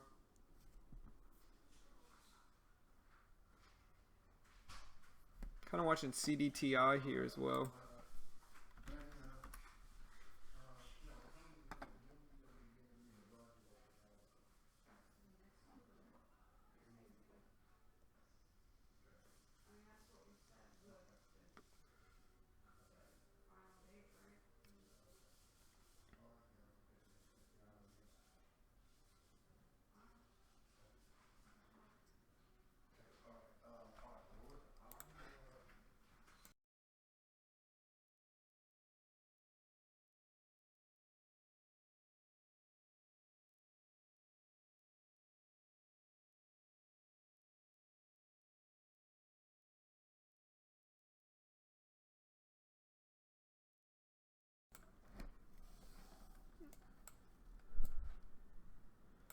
Okay, so MOSY is starting to creep up again. At 134 now.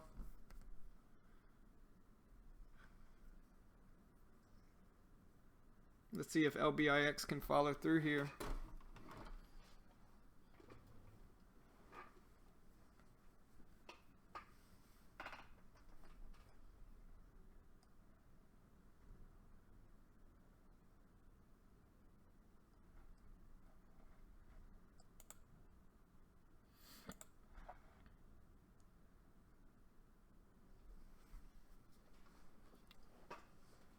Yeah, MYOS isn't following through. Let's see. VRS, ABDC. VRS, guys, late day spike up to 950.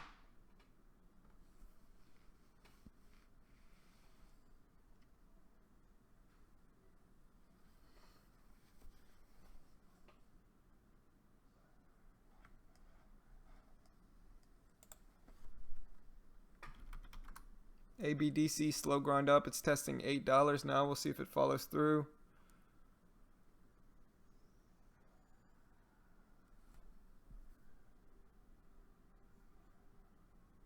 All right, so CDTI here sitting at 210.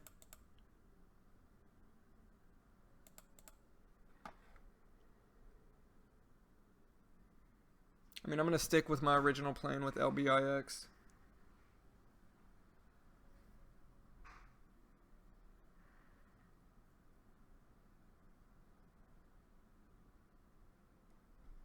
Go ahead and set a stop loss at 220 for a $2 loss if I do get stopped out. I'm going to go ahead and set it for 219 just in case it bounces off of that.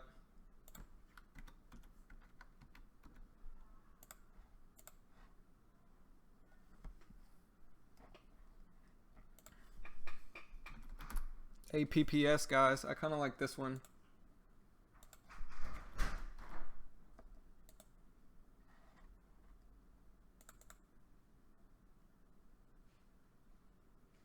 APIS had a late day spike up to 170. We'll see if it follows through.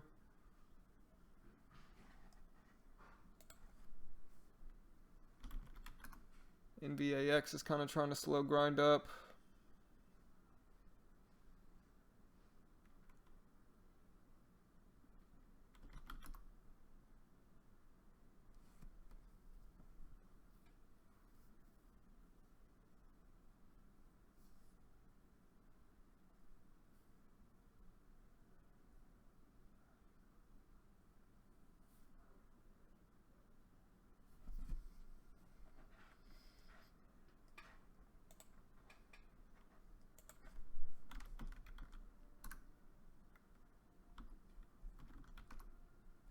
Check out MYSZ, guys. MYSZ. That's 70 cents now. Curious about this one.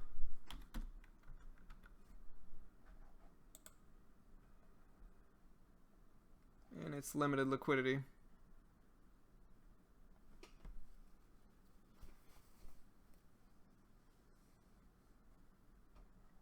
Alright, so APPS pushed up.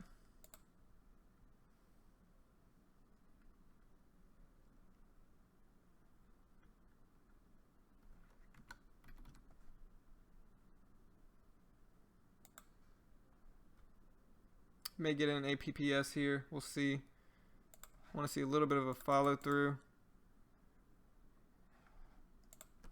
Thinking about it.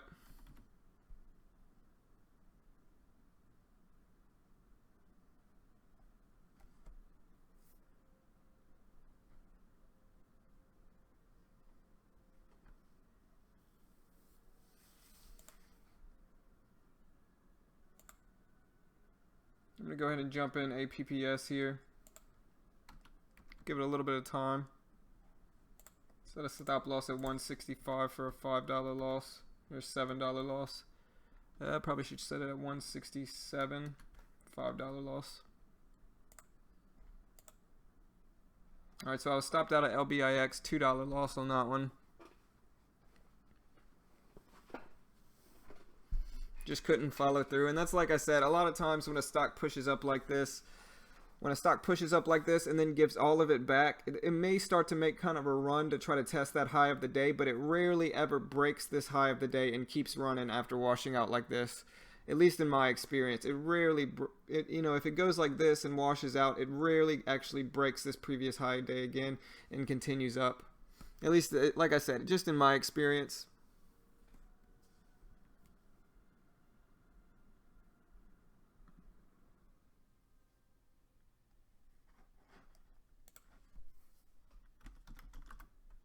MYOS. Alright, so APPS is up to 173. Yeah, MYOS needs some volume. It's not moving. I don't know what it's doing, but it's not going anywhere.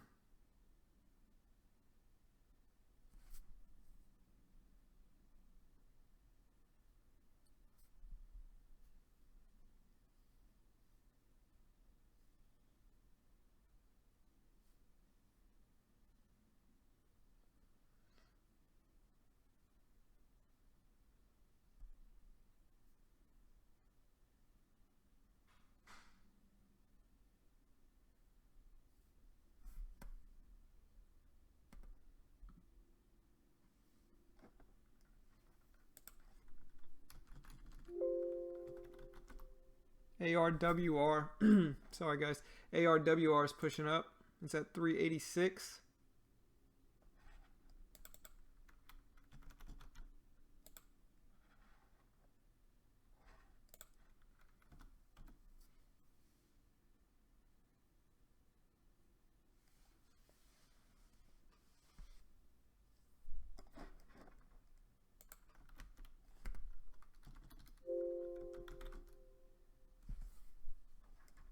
Alright, so there goes MYZS, guys. MYZS. And it's limited liquidity, but it's testing that high of the day. So maybe a Robinhood trade for me. We'll see if it breaks this.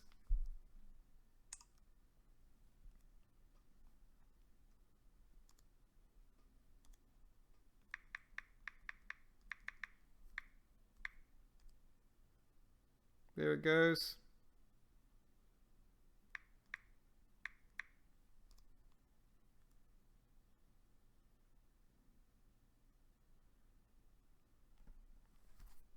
Up to 174. I missed it. Let me try to get in with a small share size here on U stock. Let's see if I can get filled. Yeah, I got filled. Wow. Kind of risky though. After that fake out.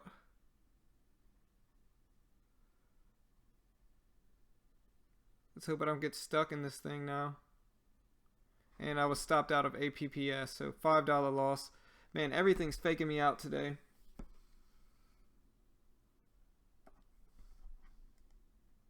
All right, so I'm down $7 now. Not a great day, you know, but I guess I'm over trading today most likely. I mean, I was up $8 on the day. It's Friday, so I tried to keep the stream going a little bit, but that's why I use small sizing, guys, just because stuff like this will happen.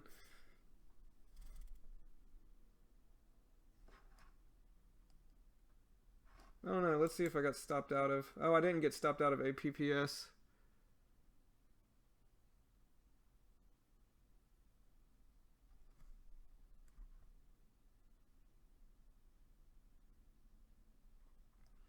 I guess I'll give it a little bit of time to follow through.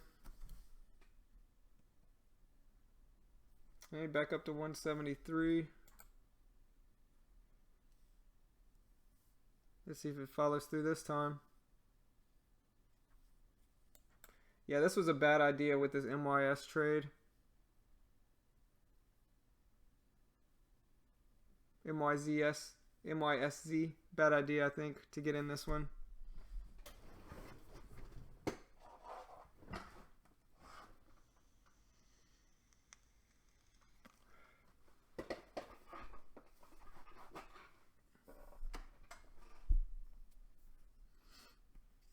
All right, so I'm holding MYSZ in APPS. APPS is right around the high of day. It needs some volume. Same thing with MYSZ. SNMX, guys. SNMX kind of woke up a little bit. Coming back down, though. We'll see.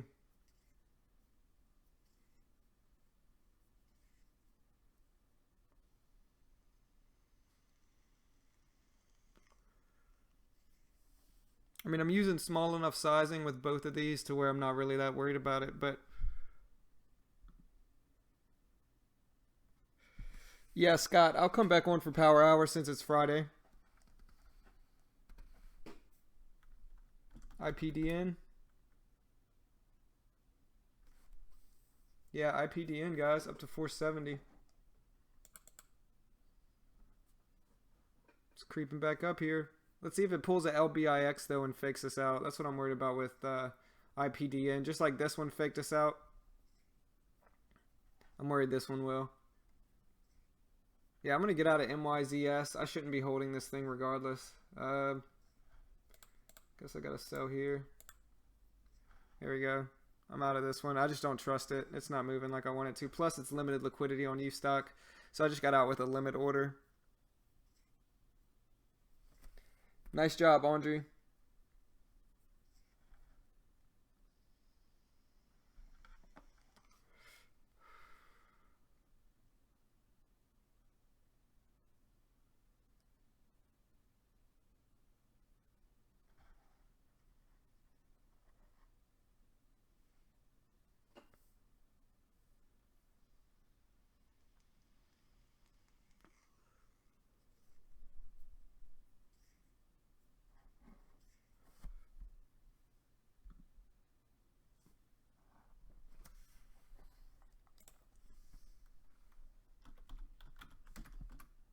KBSF, guys. Check out KBSF. It got halted on the way up. It's at 585 now. So it just got a big volume spike. You can see here about 20,000 shares. Definitely high relative volume to what it's used to with these little 2,000, 3,000 days. And these little 2,000, 3,000 shares per minute. And so definitely high relative volume. We'll see if it can continue when it gets resumed on KBSF.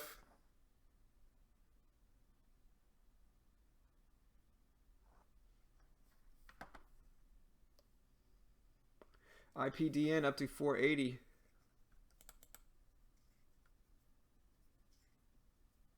Glad I got out of this one when I should have. Would have been down another few dollars.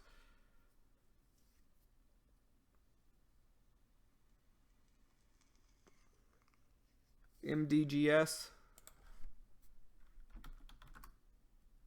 No, I don't like it. Alright, so IPDN up to 483 now. I'm going to get out of APPS here. If it drops back down to 170, I guess, because it just popped back up.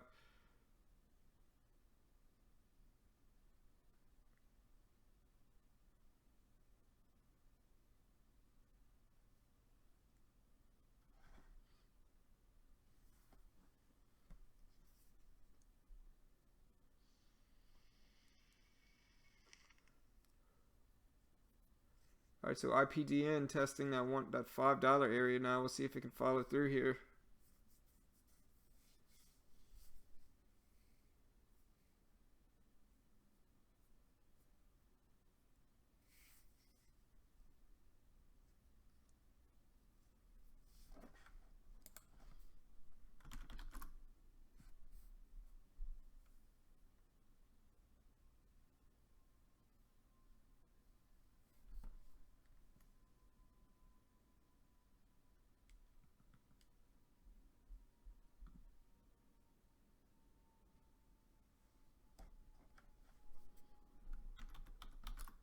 NGVC. Yeah, I do like this one as well. It's at 613 now. Broke over that previous resistance level. A lot of resistance there, so a flat top breakout. I'm going to get out of APPS here. It's not really doing much. And so I should probably just get out when it's a break-even trade, I think. It just tried to pop up. We'll see if it takes a little bit more. But then I'm just going to exit.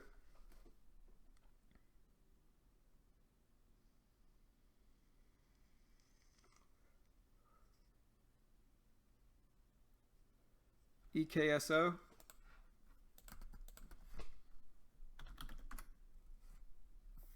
Yeah, we'll see if EKSO can run up here.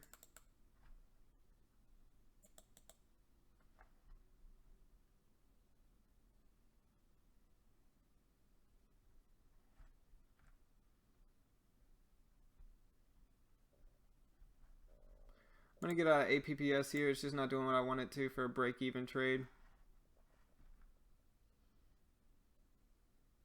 Let's see if it shoots up right after I get out.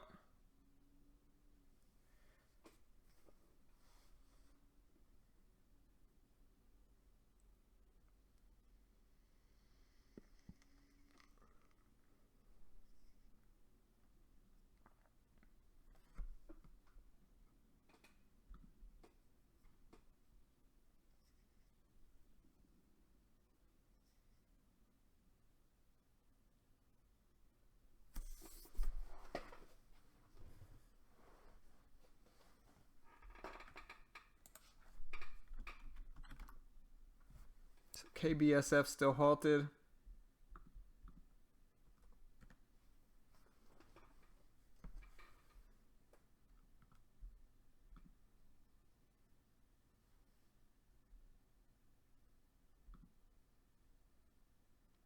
All right, so it's resumed KBSF.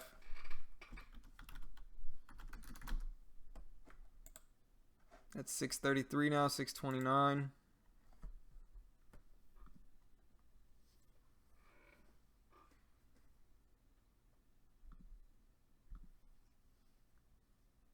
Filled the entire gap down, it looks like.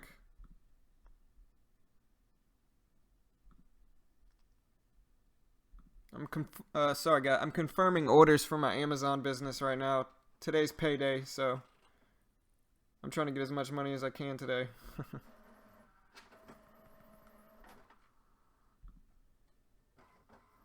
All right, so KBSF up to 650.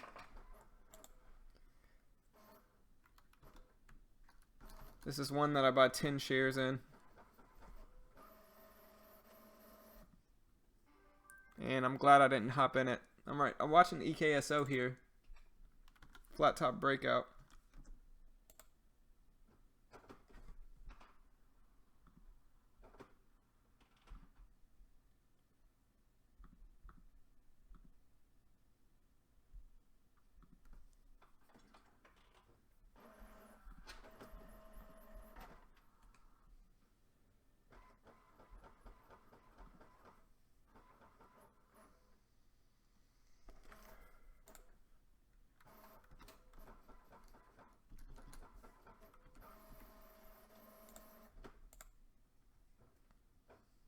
Alright, so I'm in EKSO here with 40 shares for this flat top breakout.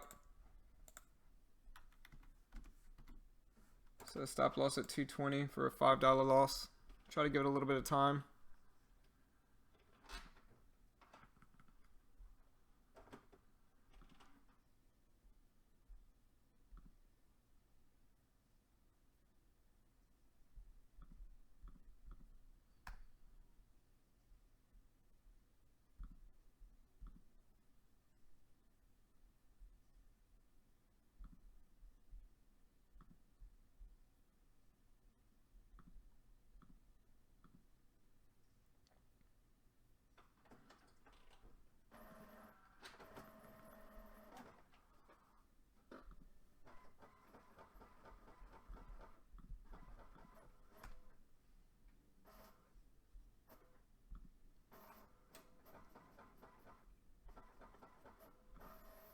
Sorry guys, I'm sitting here printing packing slips for my Amazon business. That's what I do for my main job. I don't know if you guys saw the video, but I'm trying to confirm all this stuff so I can ship them out.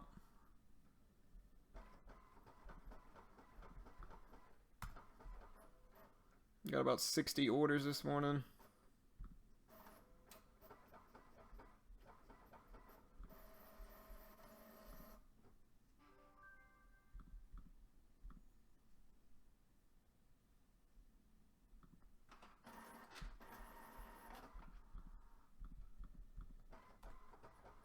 Alright, so EKSO still trying here.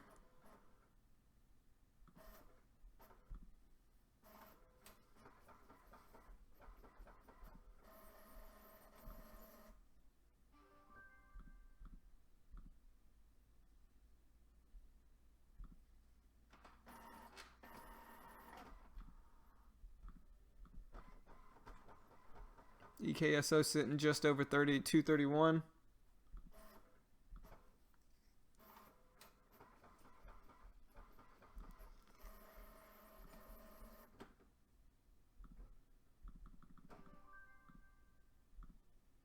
Up to 232.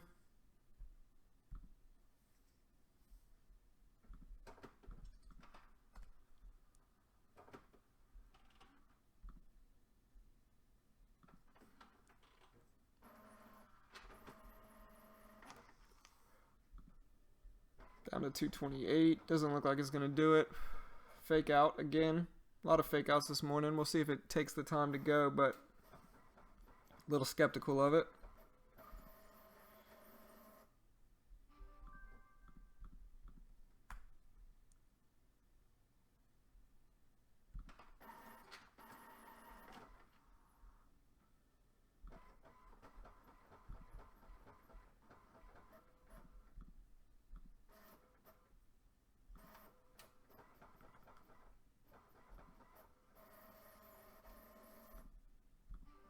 Alright, it's sitting right at 230 now. We'll see if it can follow through here, hold support where that previous resistance was.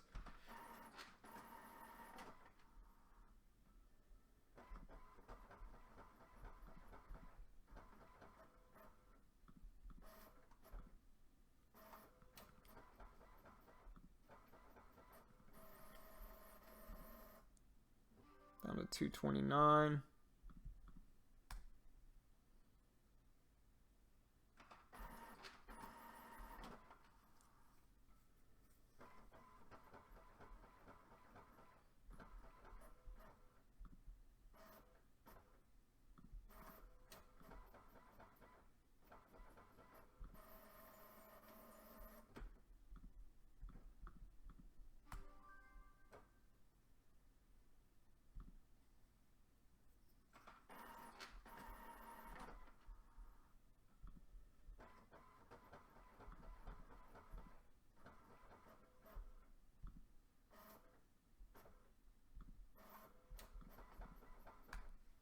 Up to 232.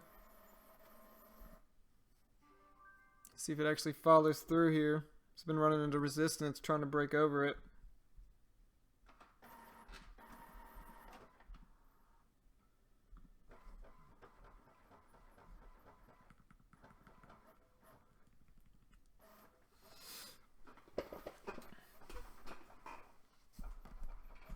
Alright, so I'm going to go ahead and get out of RGSE here for a break-even trade at 175 on Robinhood. It just didn't do what I wanted it to.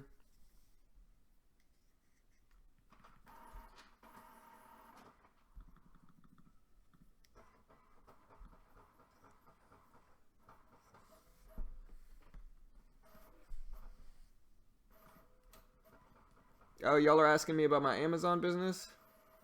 Later, Andre. So farts, I sell used books on Amazon. So I have a PDF scanner that scans the barcodes of books and tells me how much they're worth. And so I go to thrift shops like Goodwill, Salvation Army, any type of charity thrift shop is usually where I try to go to, just because the profit margin's the best, because they sell books for like 50 cents. And I basically go there and scan the book, and I have an app that tells me the lowest price they sell for. And so I scan the book, and if it's worth over $10, I buy it for 50 cents and then resell it, making $9.50 profit. But I've been doing it for about 4 years, almost coming up on 5 years now. I've built up my inventory to where I have thousands of books. I probably have like around 6,000 books at home. And so, yeah, I just sell used books. I find books all the time worth $100, $200, $300. And so, there's some valuable books that people donate. And so, yeah, I just go there, buy books for 50 cents, resell them for $10 or more.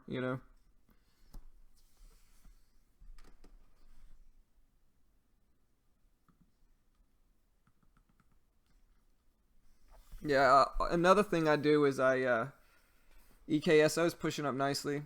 Another thing I do is hold on, watching EKSO. I have about 50 ebooks published on Kindle, so I outsource the ebooks. I'll pay people to write nonfiction ebooks of about 6,000 words. I pay them maybe like $50 or $60, but it's always negotiable.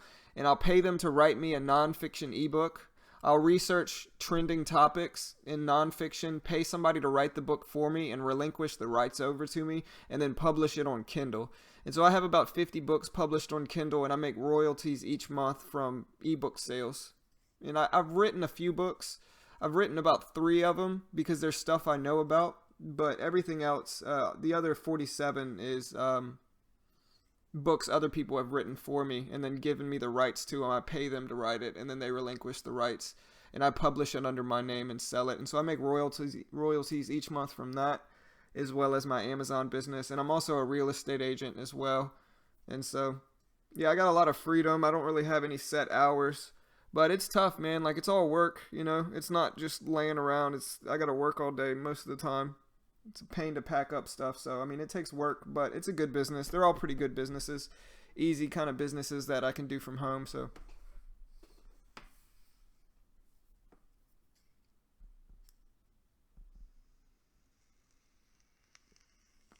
all right. So EKSO, like I said, guys, a lot of times when a stock pushes up like this, it doesn't have that momentum to follow through and break that previous high. And so it will, a lot of times it will try to push back up, but it will eventually wash back down without breaking that previous high. And so we'll see if I'm right here. I was right about LBIX. And so we'll see if this one follows through here, but I'm not too confident that it's actually going to push over and break that 245 high. And then it may get stuck at 250 even if it does that. So, I'm skeptical of it, but we'll see. Yeah, appreciate it, MR.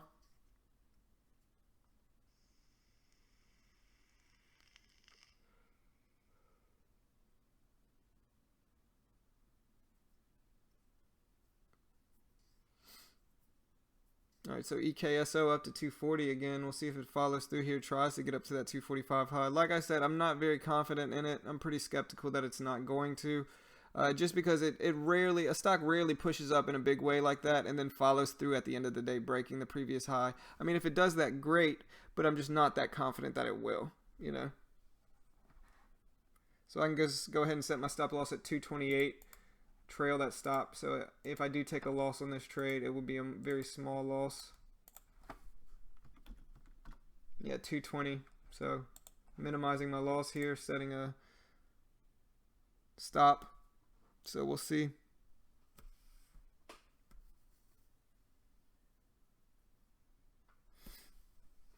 Yeah, Alpine Trader. I don't know if you guys have ever watched Alpine Trader's videos.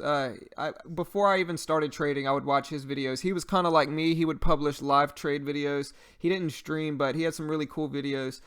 He was in this chat the other day in the stream, and I'll be doing an interview with him, but he uses TradeNet. To be honest, I'm a little bit skeptical about it just because, from what he says, and I'm not saying Alpine Trader's lying. I'm just saying I'm skeptical of TradeNet to begin with. Because, I mean, it's supposedly you spend $500 on like this course and this other stuff, and you get $14,000 of buying power in an account. Like, they give you an account with $14,000 buying power, and you have to share your profits with them.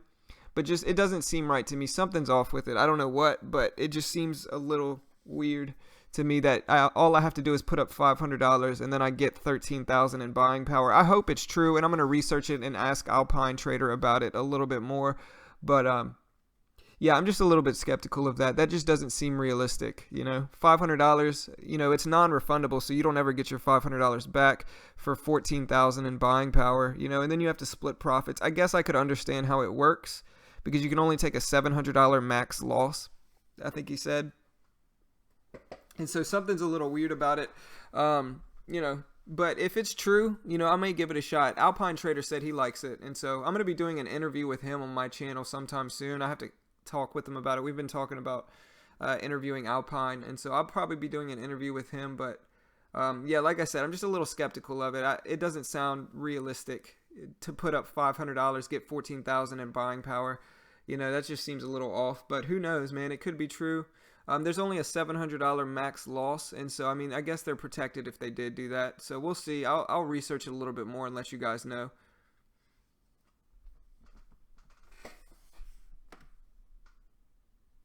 Right. That's what I heard, Dallas.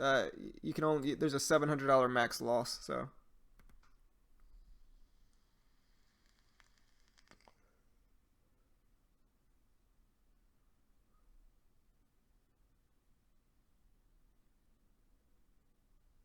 right. I've heard some bad things about Colmex, honestly, and I've never used them, so I can't say whether they're good or bad.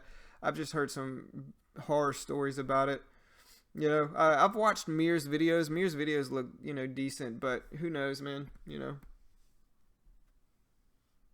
Right, and that's what I was saying, Dallas. But here's the thing: the only thing I'm worried about is that you have to apply for the funded account for the 14,000 in buying power, and so I'm just worried I'm going to pay them $500 because I don't really need a day trading course, you know. Like today, I mean, I'm down like $6 today, but most of the time I'm profitable, even if it's just small gains. And so I have the fundamentals down for the most part, and so I don't really think I need a day trading course. And I'm just worried I'm going to pay the $500 and then I'm not going to get approved for the $14,000 buying power, which is the only thing I would pay the $500 for. Yeah, I've heard some bad things about Colmex as well, man.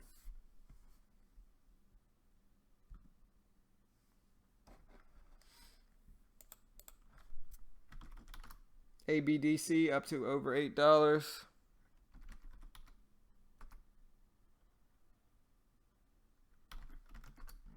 CLNT kind of waking up. MDGS trying here. We'll see.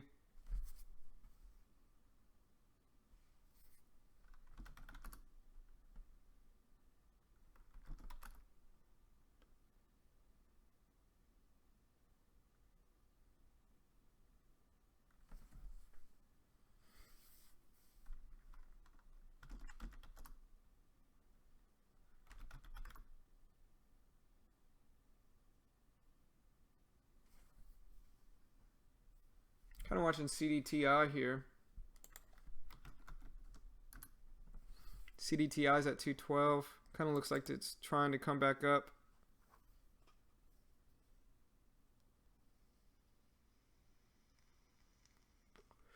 But yeah, guys, like I said, I'm not that confident in EKSO just because you can see LBIX did the same thing. You know, you can see a lot of times this exact pattern will happen, right? It'll push up really nice at the open, make a high of day somewhere around the open, and then it'll wash out and give up most of that push. Then it'll try to come back towards the end of the day, like you can see here, flag, but at the end of the day, there's not the momentum and there's not the volume it needs. You can see how much volume it has right here. And towards the end of the day and middle of the day, the volume's just not there. You know, and so it's a little bit skeptical for me. I never really trust it to continue pushing up. It rarely will a stock push up all this way, come back down, and then break this previous high of the day later on the day. If it's going to break this previous high right here, it's going to break it usually only a few minutes after it made it, right? Very rarely does a stock give up all the gain and then push back up towards the end of the day or later on in the day. It just doesn't happen that much, at least from my experience, and this is all just my opinion. And so I probably should have used a little bit larger sizing to see if I could profit some, because I mean I was up about 10 cents on this trade. So if I use 50 shares or, you know, whatever, I could have made $5 or $6 on it. But yeah, I just don't trust it like this. Like many times a good trade idea in my opinion is when a stock does this and starts to push back up, you can ride it up for that push, but I would be very skeptical of this 245 high, because very rarely will it actually break this 245 high and continue to push up, if all that makes sense. And these are just my theories on it, but you know, I'm pretty sure it's, you know, it's pretty self-evident a lot of times that it's not going to end up breaking it. And so, same thing with LBIX here. It made this big push. It started to reverse, and it just couldn't break over this previous high. It got rejected. So if I could short, I would short, these stocks anywhere from here, like anywhere around here. And I wish I could short sometimes, just because finding consistency being long so much has kind of taught me how to short as well. And so, like I said, if I could short, I would short around this previous high of the day, like right around here, because, like I said, many times will it actually follow through and break up and continue pushing over this high of day. And so, I don't know if that makes sense. That's just my theory on it, but, I'm pretty sure it's fairly accurate, I think. It's pretty self-evident a lot of times.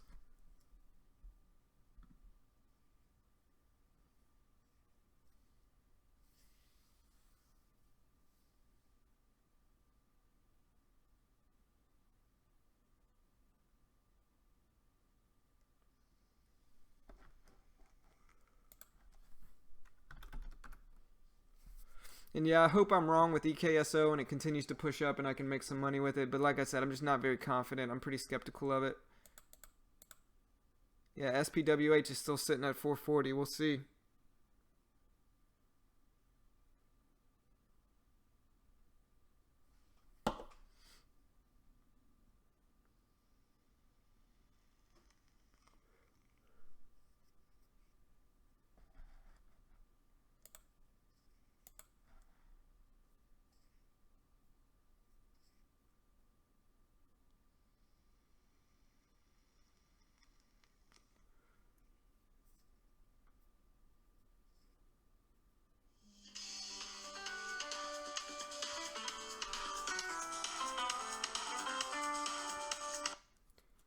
Hello, this is John.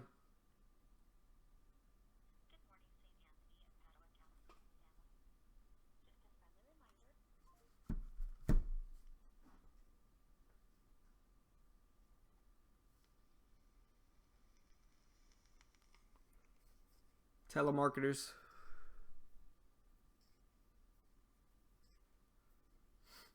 All right, so EKSO up to 236. I hope I'm wrong with my little theory there.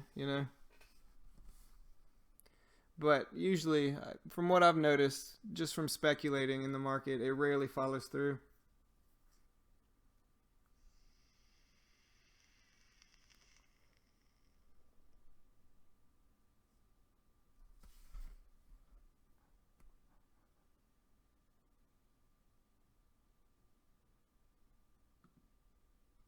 KGJI. KGJI, guys. I kind of like this one.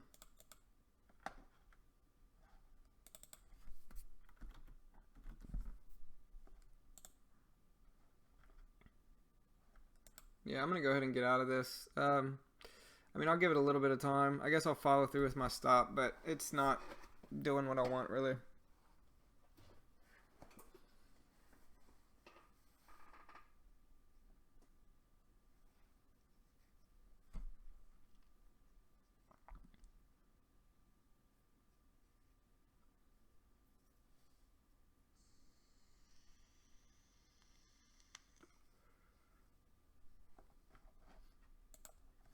Yeah, like I said, I'm not hating on Mir. I've just never used them before. Heard some horror stories about Colmex, and so, I'm always going to be skeptical of it. But, it could work out. Alpine Trader, I kind of trust what Alpine Trader says. He likes them, so who knows, man. They could be decent. No telling.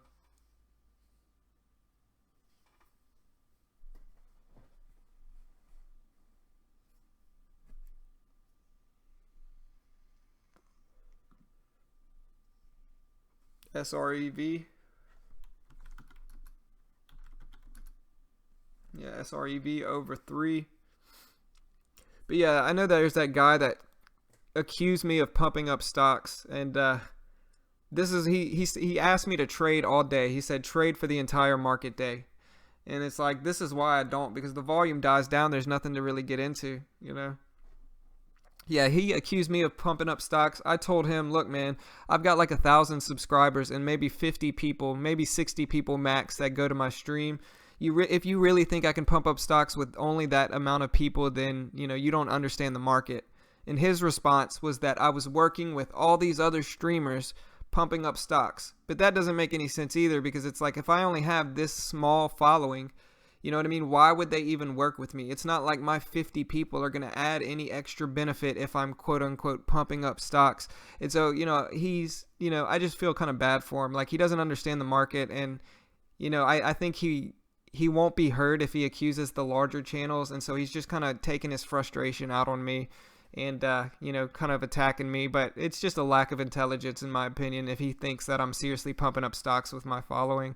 I think he's probably bitter. The stock market can make people really emotional. You can take losses, and so you can get really bitter, and if people aren't mature, they'll take it out on other people. And so I think that's just what he's doing. He's been chronically disliking all of my videos, which I think is hilarious, because it doesn't affect me at all. It doesn't affect my channel at all. So it just shows me that he's actually like so butthurt about it that he's taken the time to like watch all of my videos. And so he's actually giving me views every time he goes to my video to dislike it. And so I think it's funny. But yeah, guys, he thinks I'm pumping up stocks. Makes zero sense.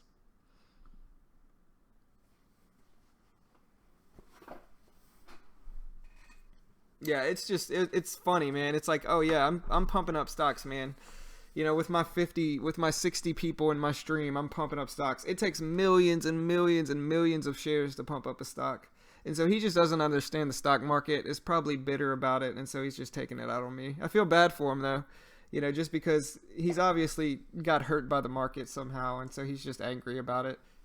All right, so I'm going to get stopped out of EKSO here for like a $2 or $3 loss. But yeah, that's like I said, I've been really thinking about depositing some money into SureTrader so I can short. Because, I mean, this is what I said here, like, it never follows through here, and so it would be a good short around here, especially when you can see it got rejected at this 240 level. Yeah, that's true, MR. I just think it's funny. Like, he really has no reason to think that I do it. It's like, I'm guilty until proven innocent, and he's just super mad at me. Like, he's chronically disliking my videos, and, he just accuses me of it. And I'm like, well, what do you mean, man? I have like 60 people in my stream, like 1,000 subscribers. Like, I can't pump up a stock with that many followers. And he's like, oh, well, you must be working with all the other streamers. It's like, yeah, but if I have such a small following, why would they even work with me? You know what I mean? My 50 people aren't going to add any benefit if you're pumping up stocks. Like, it makes no sense. It makes zero sense. He doesn't understand the stock market, because it takes millions and millions of shares to make a stock move that much. About 4 months, MR.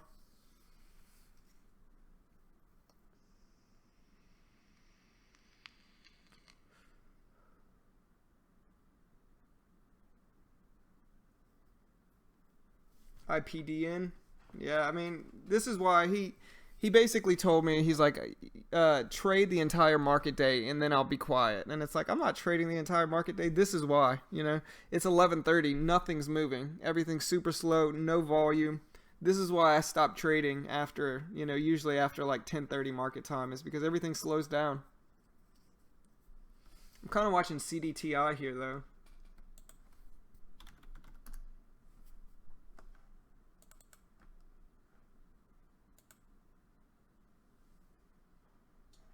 SREV had a volume spike. It's at over 3 now.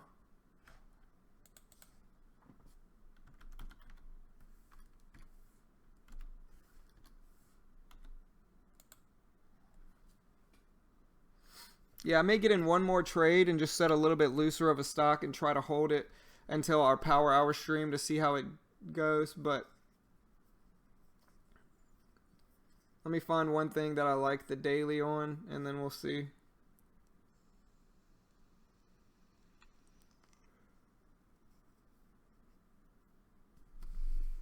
Maybe CDTI. CDTI had this crazy push yesterday during market hours.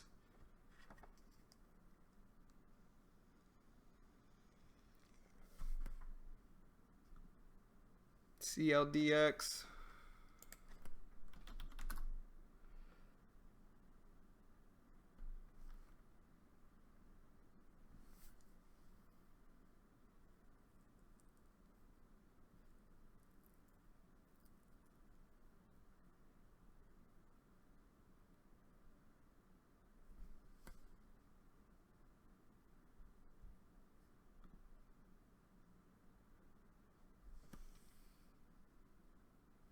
Right, exactly, Ken. Like pros don't sit there and sit at the market and watch it for 8 hours. Like my best, like obviously, like I overtraded today. My best trades are usually within the first hour. You know, like after the first hour today, I was up like $8. You know, and it's a very small gain because I use really small sizing. But that's usually when I trade and I shut the stream down at 10:30 market time. You know, just because the volume slows down, I'm not going to force trades. And, you know, usually I'm not going to force trades. It's Friday. I kept the stream going a little while, so I've been getting in a bunch of small, dumb trades. But, you know, usually I shut it down at 10:30 market time just because there's nothing moving. And I'm not going to force trades most of the time to, you know, just so he thinks I'm not pumping up stocks, you know.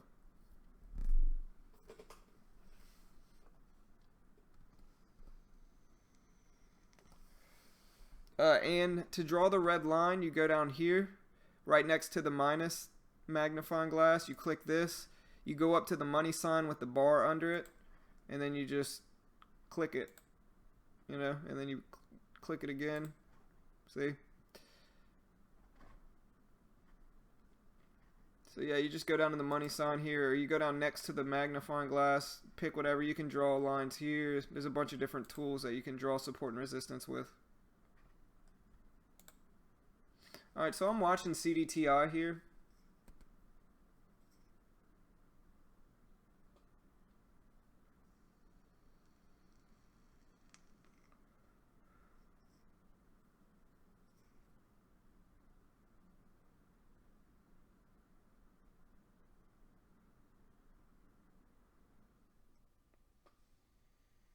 Sure, no problem.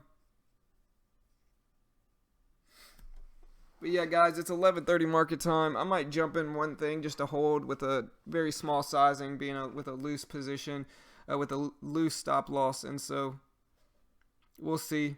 But yeah, guys, I'm gonna be streaming during. I mean, I might jump in CLDX here. Let me see the daily.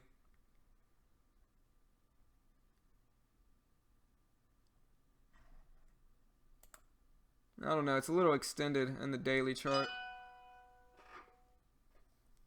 Hmm.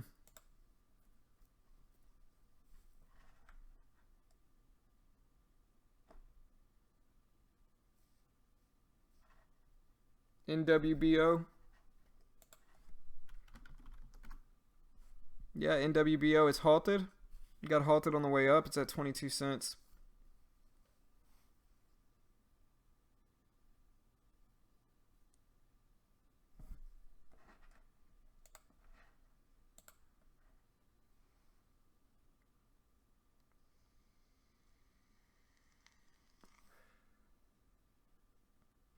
This week, there's been tons of halts in the market. I don't think I've ever had a week where I've seen so many halted stocks in 1 week. Just been crazy movement.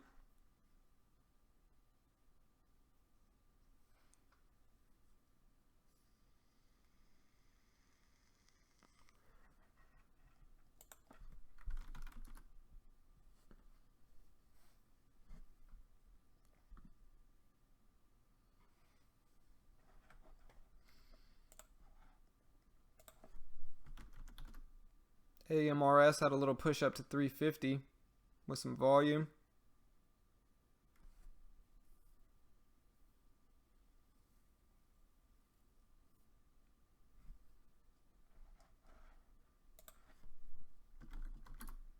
UEPS with some low volume. CLDX.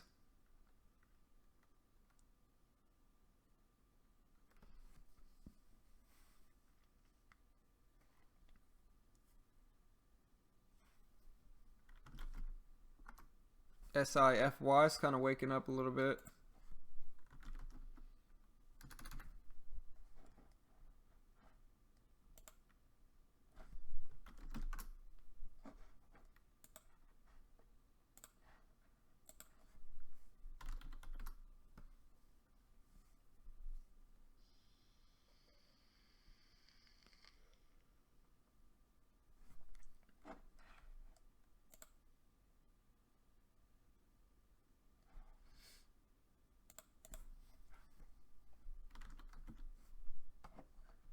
Alright, so I'm going to get in CDTI here and just hold it for a while with probably like 20 shares. See if it rebounds. And then set a stop loss at about 199. And then I'm just going to hold this one. I'm just going to hold this one until the power hour stream to see if it has this washout long setup, breaks this 234 area. Using really small shear size. But yeah, guys, I'm shutting the stream down now. There's nothing really moving. And so be sure to come check back. The power hour stream will start at 3:30 market time. I might start it a little bit early, maybe like 3:15 market time, go over the last 45 minutes of the market, possibly look for swing trades. And so be sure to come check it out now. If you haven't already, make sure you hit that subscribe button so you can see whenever I go live. And if you click the bell next to it, like I said, you'll see it'll give you a notification every time I go live. So good luck if you decided to get in anything else today. I'm not going to jump in anything else aside from my very small longer term hold on CDTI. So be sure to come check out for the power hour stream starting at about 3:15 market time, and good luck, guys. I'll see you guys later.